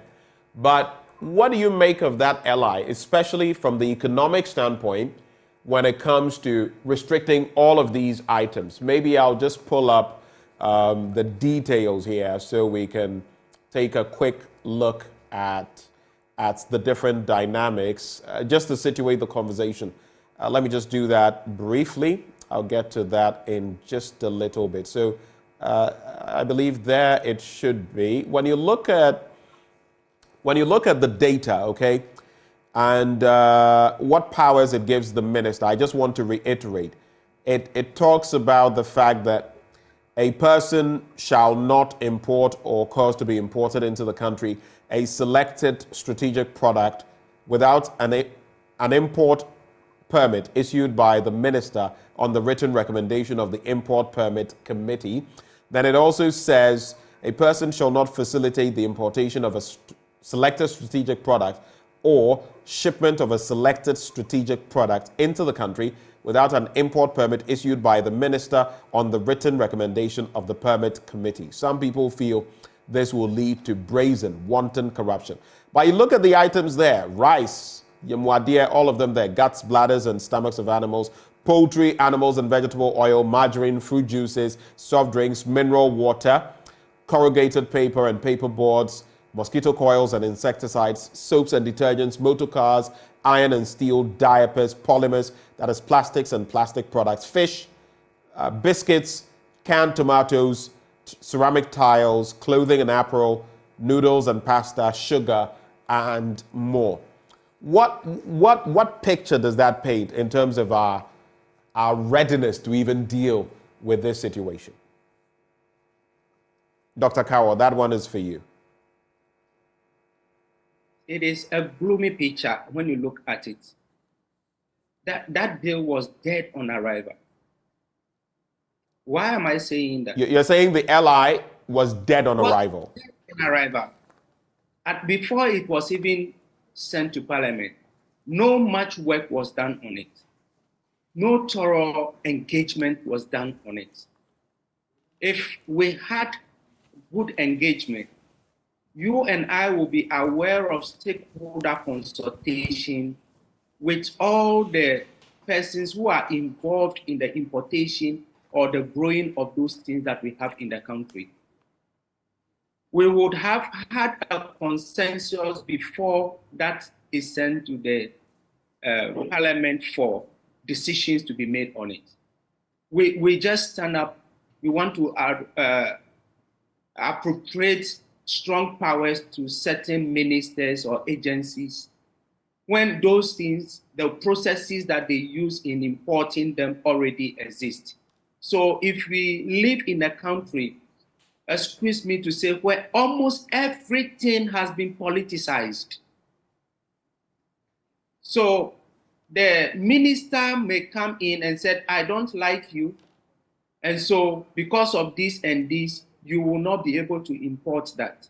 The minister may start imposing minimum capital requirement for people who want to bring it. Indirectly, you are making it difficult for these people to import the things that you want to bring in, so that those who will be able to satisfy you will be the ones who will get some of these things.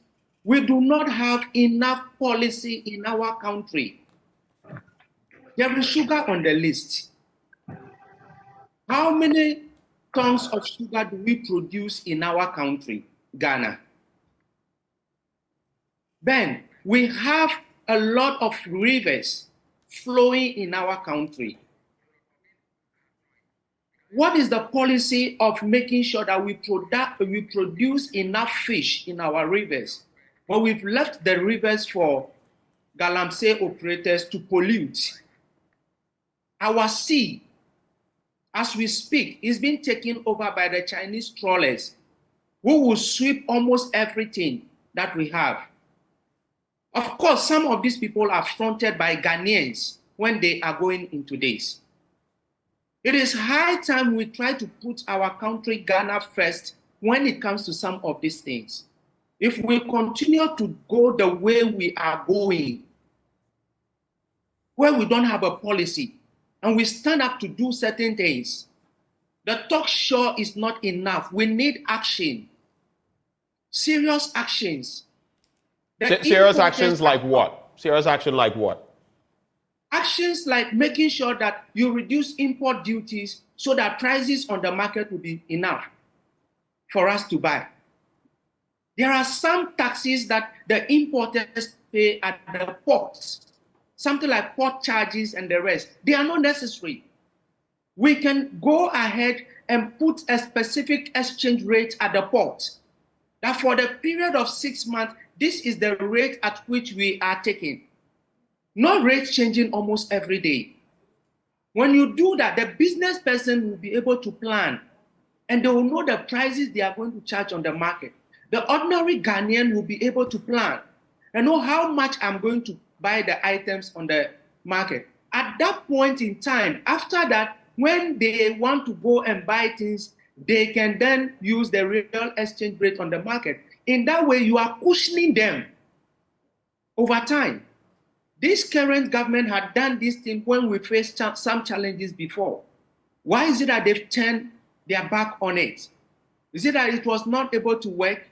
When you bring some tax incentives for locally manufactured products in the country, you don't just announce it.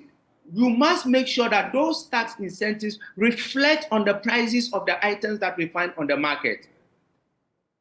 For the oil marketing companies for some time now, the world market of crude had reduced. They were supposed to reduce the pump price. They have not done it, attributing it to other factors as exchange rates and all those things. Have we sat with them to know what goes into the pricing of these items that they bring into the country? Then we need to have a lot of work. Let us bring technocrats on board.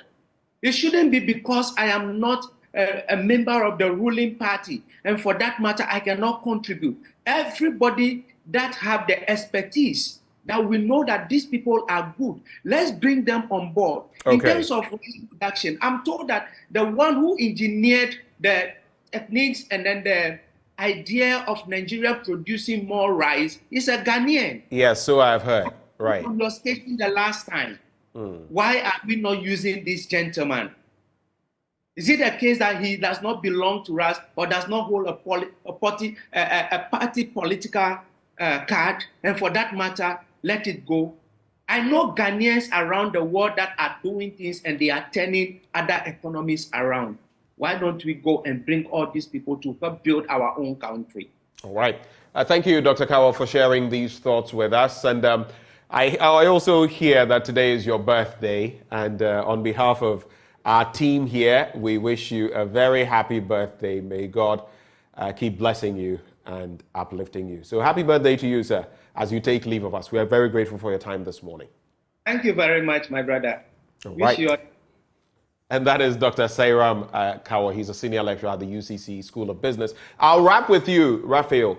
You have the final word. So where do we go from here? The problems are many. It's a hydra-headed economic headwind we're getting into. What do you see to be the way forward?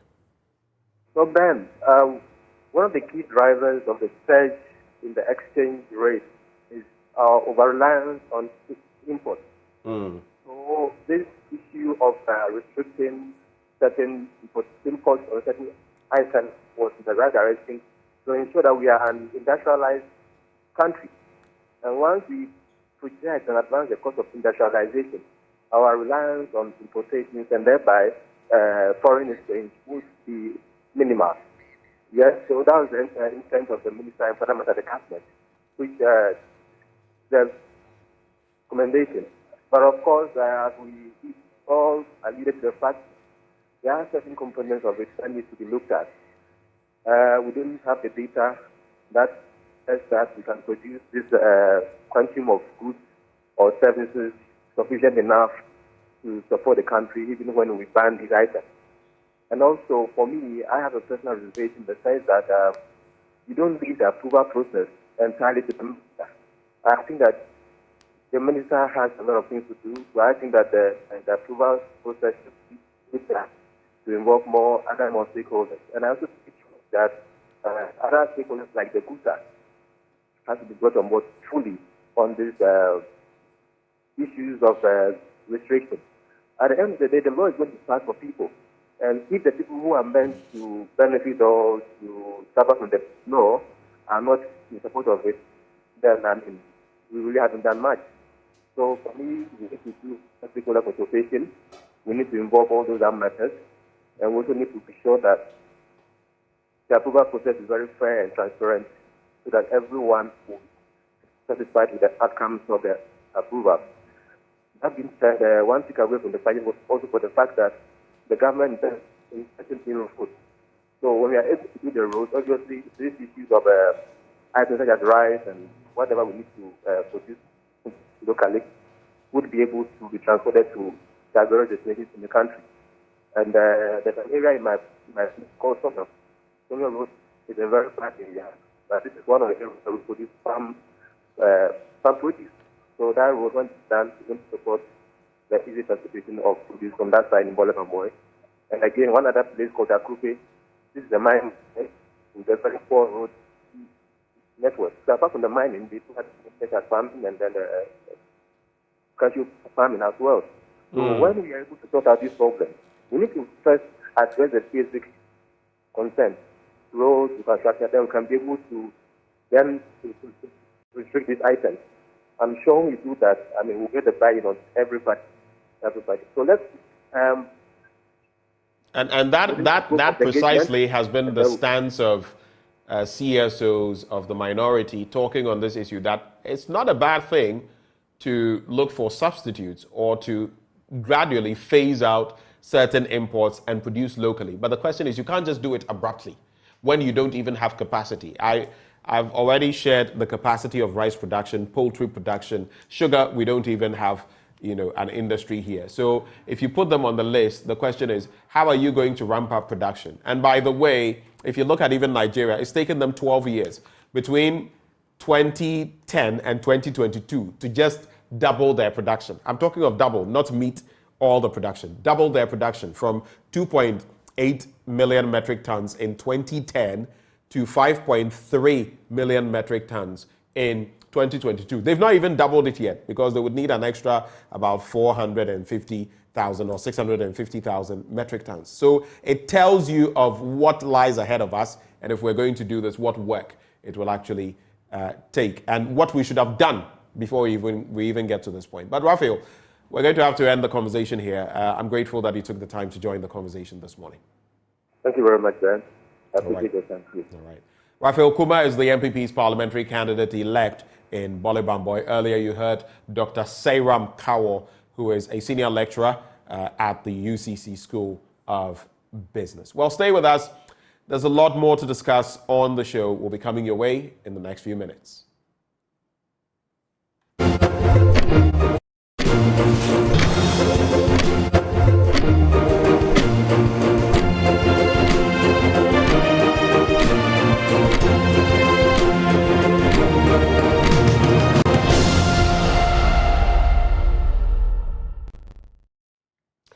Welcome back on the AM show. Now we're going to be telling you about the University of Professional Studies Accra, which presents the 2023 Annual Leadership Lecture on the topic, Reimagining Ghana's Development Trajectory for a Peaceful and Prosperous Nation by 2057, our 100th anniversary, through the perspective of the people.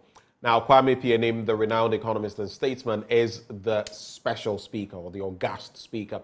Joining us for a conversation this morning in the studio, we have Dr. Koyo Enim Wright, Registrar at the University for Professional Studies Accra, together with Professor Emmanuel Asamoah, Dean, Faculty of IT and Comms Studies at the UPSA. Good morning. Good morning. Good morning. Good to have you join the conversation one more time. Thank you. It's good to be back. All right. Just a quick bit. If I asked you what's new at the UPSA, what would you say? Well, University of Professional Studies, as most of your viewers are aware, we've been at the forefront of management education, training accountants, management professionals over the years, and we've made great impacts at various levels of industry in the country. We are taking our vision a step further to get closer to the public, to influence policy decisions and leadership at all levels. And so in the last few years, we at UPSA instituted this annual leadership lecture where we bring professionals who have impacted the lives of communities and the nation and even the globe to come and, as it were, speak to various topical issues of leadership that really will bring some transformation to our nation and to the world at large. So we've been at it, and this year is also one of the years where we have decided to give effect to what we have been doing in the past and to really position the discussion of our nation's prosperity in the right perspective. And so this is what is new as it stands now, beyond what other things that we have been doing in the past. Now, looking at the topic, Doc, for this year, reimagining Ghana's development trajectory for a peaceful and prosperous nation by 2057. That is our 100th anniversary, through the perspective of the people. What went into choosing this topic? I think the most important thing here is who we chose. And in choosing Mr. Pianim, what we realized was that the focus was less on what it is now and more on where we all want to be. And so instead of a topic that would address what the economic situation is now and rehash and say what everybody has been talking about, he chose to take a more pragmatic look and ascertaining that we will be 100 years very soon. And what path can we go on to ensure that when we do get to that phase and that stage, the country is ready, the country is robust, the country's economic policies are there so that we are self-sufficient, self-reliant, and we are on the restorative path. So it took a lot for him to actually come up with this topic. But that's because he wanted it to be a deliberate discussion and engagement by everyone, and also appreciating that politicians are not the only ones who come up with how we need to get to where we need to get to, but the people are important components of the whole process. So he wanted the people to also be featured so that they understand and appreciate the role we all have to play to get us to economic solvency in 100 years. Right. Even as we talk about 100 years, I don't know whether either one of you has seen the NDPC's plan ahead of Ghana at 2057, Ghana at 100. Yeah. One of the things in there, I never forget, we say by that time we should have a GDP of over $3 trillion dollars and all of that. And sometimes you look at some of the projections and where we are. Of course, you must scale up, and then you look at where you are now and the possibility of catching up. We're in 2023. That leaves us with what, 34 years to go. And it's quite a picture if we want to get there, which excites me about the topic, because then I would like to find out from Kwame Pianim what really would have to do to, create that picture. But what would be your response in terms of the selection of this topic, which the speaker himself selected, and what we can expect on D-Day come Monday? I think it's a right call. The topic is apt. You would realize that in the last few years, the world and even Ghana, we've gone through several challenges. We've moved away from the financial crisis. In recent times, COVID-19. We've also been surprised with the Russia-Ukraine war, as well as the Israeli-Hamas conflict. Now, it is good to aspire for the best. And so this topic brings to perspective the history of Ghana over the years, our present situation, and also where we want to be in the future. And so for me, it repositions us to really think about what we are looking at achieving in the future. All of us want a nation that we are all going to be proud of, with prosperity and the challenges that we face today at best minimized. And to do that, we really need to think deeper into our present situation and how we can really position ourselves for the future. It will mean that some policy directions will have to be altered. It will also mean that we make some sacrifices at all levels. It will also mean that we look really at our a whole entire economic structure and possibly look at where we can make some changes towards getting a prosperous future for all of us. So indeed, if you look at the track record of a speaker, you would realize that he's had an illustrious career spanning public sector, even international organizations, and even in his private life. And within the country, everybody agrees that he has really excelled, and he's actually the right person to really speak into this topic. You realize that his life has also gone through several decades, and he has experienced the challenges that we have gone through as a nation over the years. And for me, I think that he is well positioned to answer the questions and the concerns that you are asking me this morning. Thank you. Well, Kwame Pianim, you would say he's an institution in his own right. Absolutely. And you have him coming to deliver. He's your august speaker. Are there any others who are going to be, any others you're inviting to this event that you'd like to talk about? Yes, but if I can just add a little bit to what Professor Samoa said. I think you referenced the NDPC. I think what Mr. Ghana at 100, that's the document. Yes, I think what Mr. Pianim seeks to do is to provide the systems and processes, or some recommendations for the systems and processes that ought to be in place as we are considering financial solvency. So it's not a magic bullet that if we follow everything by 100 years, we would have gotten to where we have to get to. But if we begin these important building blocks and really embrace them in terms of how we are managing our economy, we will certainly be on the right trajectory to when we get to 100 years, we will all be smiling rather than frowning of where and the direction we seem to be going in.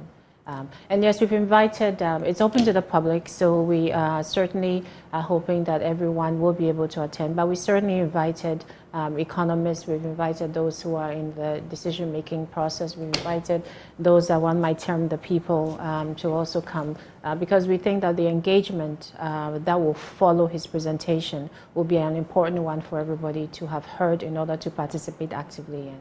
Is it a hybrid event? You say people are invited, but yes. Is it going to be live on social media it is as well, also so going that to those who can't make it there physically can also participate? Yes, and we thank Joy News for actually being a partner with us in this initiative, and it's going to be broadcast live on Joy News, and I think another sister station, City FM also. Yes. So they can catch it on TV, they can be there physically, yes. Or they could also catch it on online. social media. And COCA, which is Akufo Ohene Konadu Auditorium, is pretty big. It can accommodate about 3,000 people. So, there will be enough room for those who want to come to attend and listen in.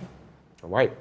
Final words for both of you. I'll start with Prof. Yeah, the platform is really a big platform. In the past, the first lecture we had, His Excellency Dr. Ibn Chambers, and the second one we had His Excellency John Ejikum Kufuor.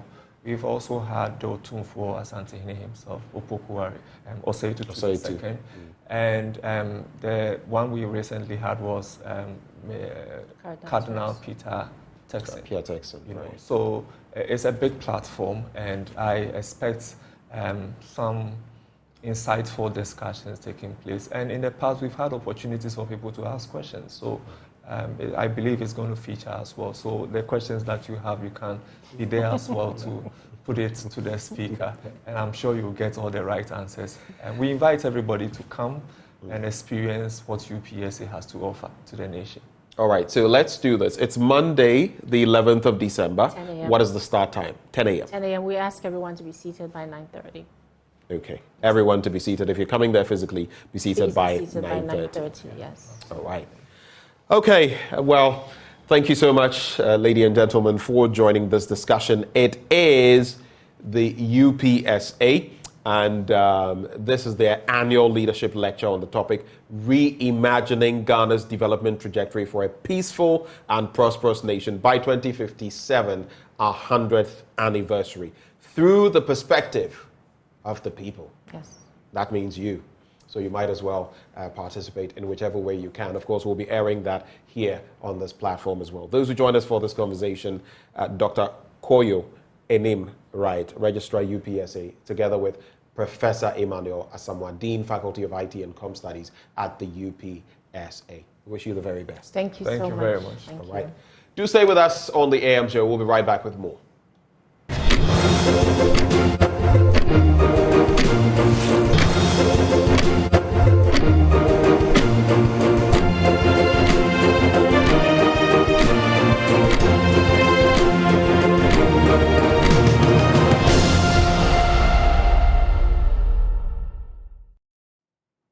Welcome back on the AM show. Something heartwarming for you on a Friday morning. A group of 7 Ghanaians in the British Army. You'd be thinking they'd be massing up to do something else. But guess what? They're coming together to support the Accra Psychiatric Hospital with some essentials. And that for me is truly heartwarming. Joining us to elaborate on that conversation, we have Corporal Gordon Amwahi's with the British Army, together with Corporal Richmond Kwating, also of the British Army. I was just having a good laugh with them right before we came on Kwesi Kwating. And but Richard and Gordon, a very good morning to you. Thank you for joining us on the show. Good morning to you too, to your cherished listeners. I am curious. Yeah. You could have massed up resources to do anything. Yeah. You decided to come to the support of the Accra Psychiatric Hospital. How did this idea come about? I'll start with you, Gordon. Thank you. And good morning to your listeners and viewers. So basically, this is something we've been doing for a while. 2 years ago, we did an orphanage. And so, an orphanage here in Ghana? In Ghana. Okay. Yeah, Royal Seed Orphanage in Kasua area. Okay. So every time we finish, we take stock and decide on what we want to do next. Mental health is a big issue in the military, in the UK Army, because we have soldiers having PTSD and suffering from so many disorders. Yeah. Okay, so it's something that is dear to our heart. And we know that in Ghana as well, there's a kind of a stigma when it comes to mental health issues. Okay, people think it's all about going crazy. Yeah. It's not. You can be stressed and be mentally imbalanced, okay, which you may need to take attention. So we're just creating the awareness to make people know and feel that there's help out there. If you ever find yourself in a certain situation which mentally affects you and impacts on how your day-to-day work goes, there's help available. And, you know, we take certain things for granted. For example, in this industry, waking up at a certain time of morning. I've done this for almost 9 years. That's right. Sometimes people take it for, it has its own issues. And like you said, the stigma, the stereotype. Yeah. In recent times, I have seen musicians cancel events on the back of mental health. Yeah. Simone Biles, the American gymnast. That's you know, right. she went for years on the back of getting the twisties, mental health. Yeah. I just read yesterday about a basketballer who ended his career at 26 on the back of mental health. He just didn't feel, you know, this was. So it's a crucial aspect that here we often take for granted, and we don't have the structures, really. But coming to you, Richmond, what you're a part of this team of 7. What got you inspired to come on board and even do something like this? Right, so initially, when we, first of all, I was kind of the one who had the initiative. So he's my brother. So I called him and I was like, Gordon, this is what I want to do. What do you think? And he said, oh, there are other people as well who want to get involved. So that was how come the 7 of us came involved. Are all of you are military officers in the UK? Yeah. That's right. Right. Are all of you Ghanaian? Yeah. We are all Ghanaians. So we've got Corporal Kwetia, Corporal Ameju, Corporal Osedu, and Corporal Sanisha and Corporal Kankam. So we all came together to do this, and it's been amazing. I want to say a big thank you to 4 Brigade, because they've also been help. The moment we made it aware to them that we want to do this, they came on board, and then the kind of support we received from them, it was massive. So we really appreciate that, and everyone because we created Just Giving Fund to raise money for these charity events, and the kind of help or the kind of money people donated to support. This tells us that the people out there are also concerned about the mental health of people, and this is not going to be the last. We will do more to support mental health. In recent times, I hosted an event, the Ghana Giving Summit. I think I should get you connected so that all these philanthropic acts can come under one umbrella. That's the whole thing, thought behind it, the Ghana Giving Summit. But I'm also a bit.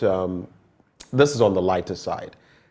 Corporal this, corporal that. All of you are from Ghana, so we know how many corporals will be left in the Ghana Army. That was just on the lighter side. But Gordon, coming back to you, so you're going to do this. You say you're delivering essentials to the Accra Psychiatric Hospital. Yes. What can we look forward to, and when maybe is this going to happen? Okay, so a big thank you to Professor Pinaman Apau.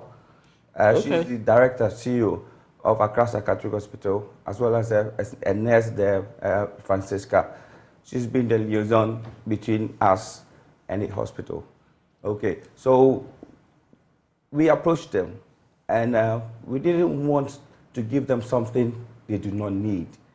So what we set out was, okay, what do you need? What essentials do you need? So they provided us with a list. A list of some essential items: hospital equipment, stethoscopes, BP monitors, diabetes monitors, and a lot of other stuff. Okay, so we've got all these lined up, and the program is tomorrow, which is the 9th of December, 9 o'clock is when it's happening. We go in there, we got some toiletries as well, we got some food items as well, because it's Christmas, okay? Right. It's a time for giving, it's a time to make merry as well, okay? And we'll be donating all these items. As part of this as well, to create further awareness, we are doing a mini documentary, okay? So our journey from the UK, where we set out physical activities, okay, like press-up challenges, 300 press-ups a day for 30 days. Okay, we did runs and cycling and all that just to create that awareness. All these will be captured in a mini documentary, which will come out later on. I see. Those are some very interesting dynamics. So it even goes beyond the list of essentials, core essentials. Yeah. You're going to donate food items, among others, in the spirit of the season, in the spirit of Christmas.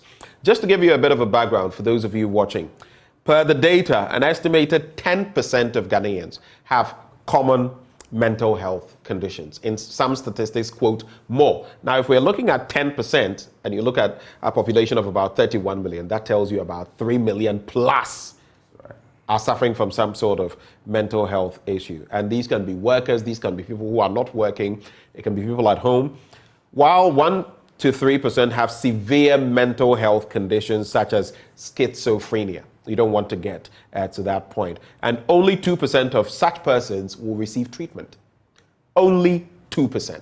So that tells you about the mental health needs in our country and how we're failing to fill the gap. And that's where our brothers come in with what they are doing. So from your end, Richmond, looking at, I'm sure going round and coming to Ghana, in fact, having been here, you are fully aware of how mental health is seen here and the challenges.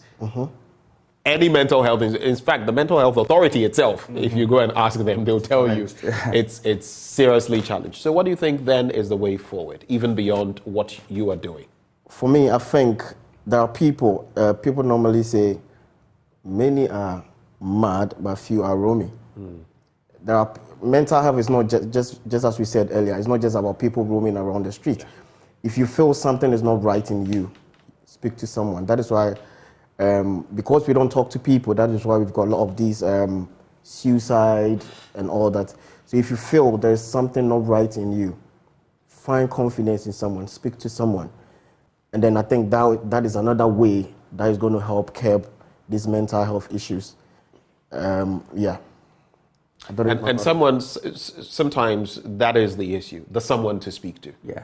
And that points to the other side of the problem in Ghana, which is the professionals whether a psychiatrist or a psychologist that you can speak to, because sometimes it may even be at work. Something is going on. It could be harassment. It could be the pressure of the work. It could be so many things, even in your line of work. Sure. I have friends who have been in the UK Army who were in, Iraq or Afghanistan, among other places. Yeah. And you mentioned PTSD. Trust me, it's a reality. Massive. So if you take it, and in that jurisdiction, you have those who will counsel you, but sometimes you don't always have that in our part of the world. And these are challenges that are faced. Final words, gentlemen. Gordon, Richmond, I'll start with you, Gordon.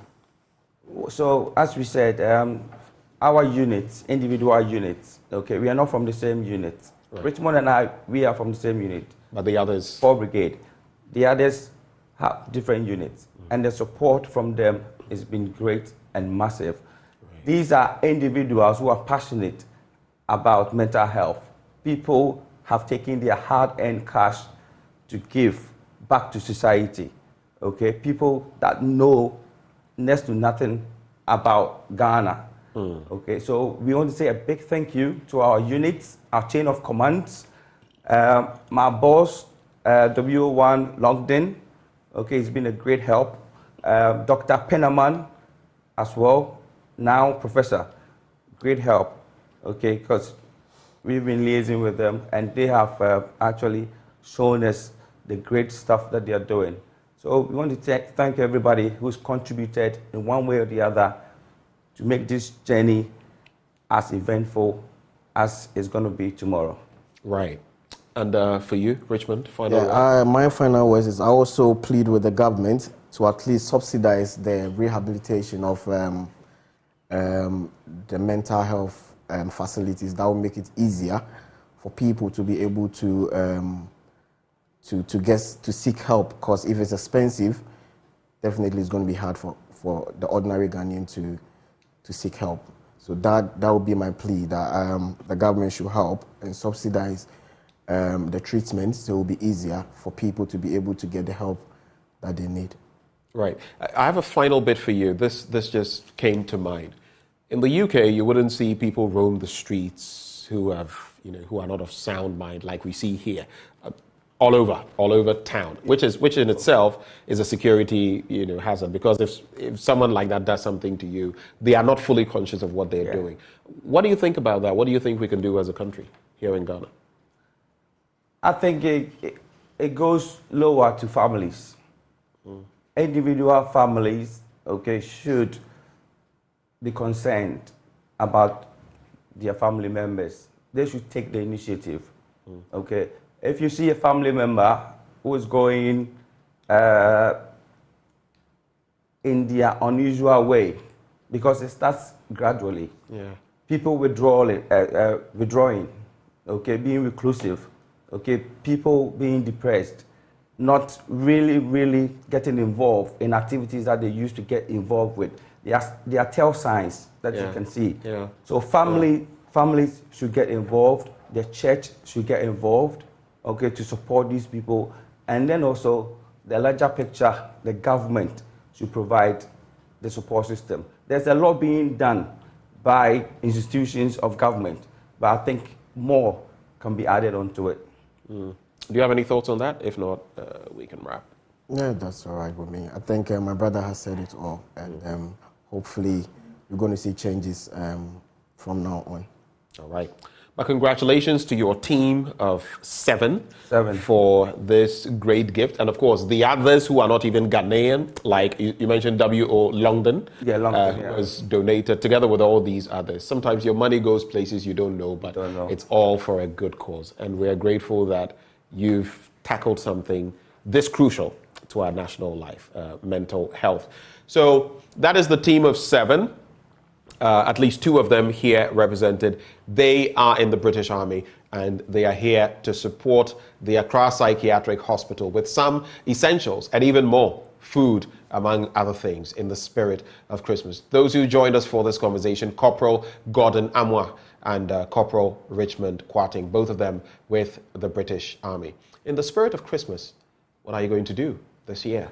Times are hard, yes, but like someone mentioned at the summit I was making mention of recently, So train when you sika papada. In other words, if you want to wait till you have enough money before you do any good, you will never do anything good. Stay with us. When we return on the show, we'd love to hear from you in terms of what you think about all the discussions we've had today. And maybe you'd be telling me that you've been touched and you want to donate to some entity, and we'd be very glad to help you get there. We'll be right back after the break.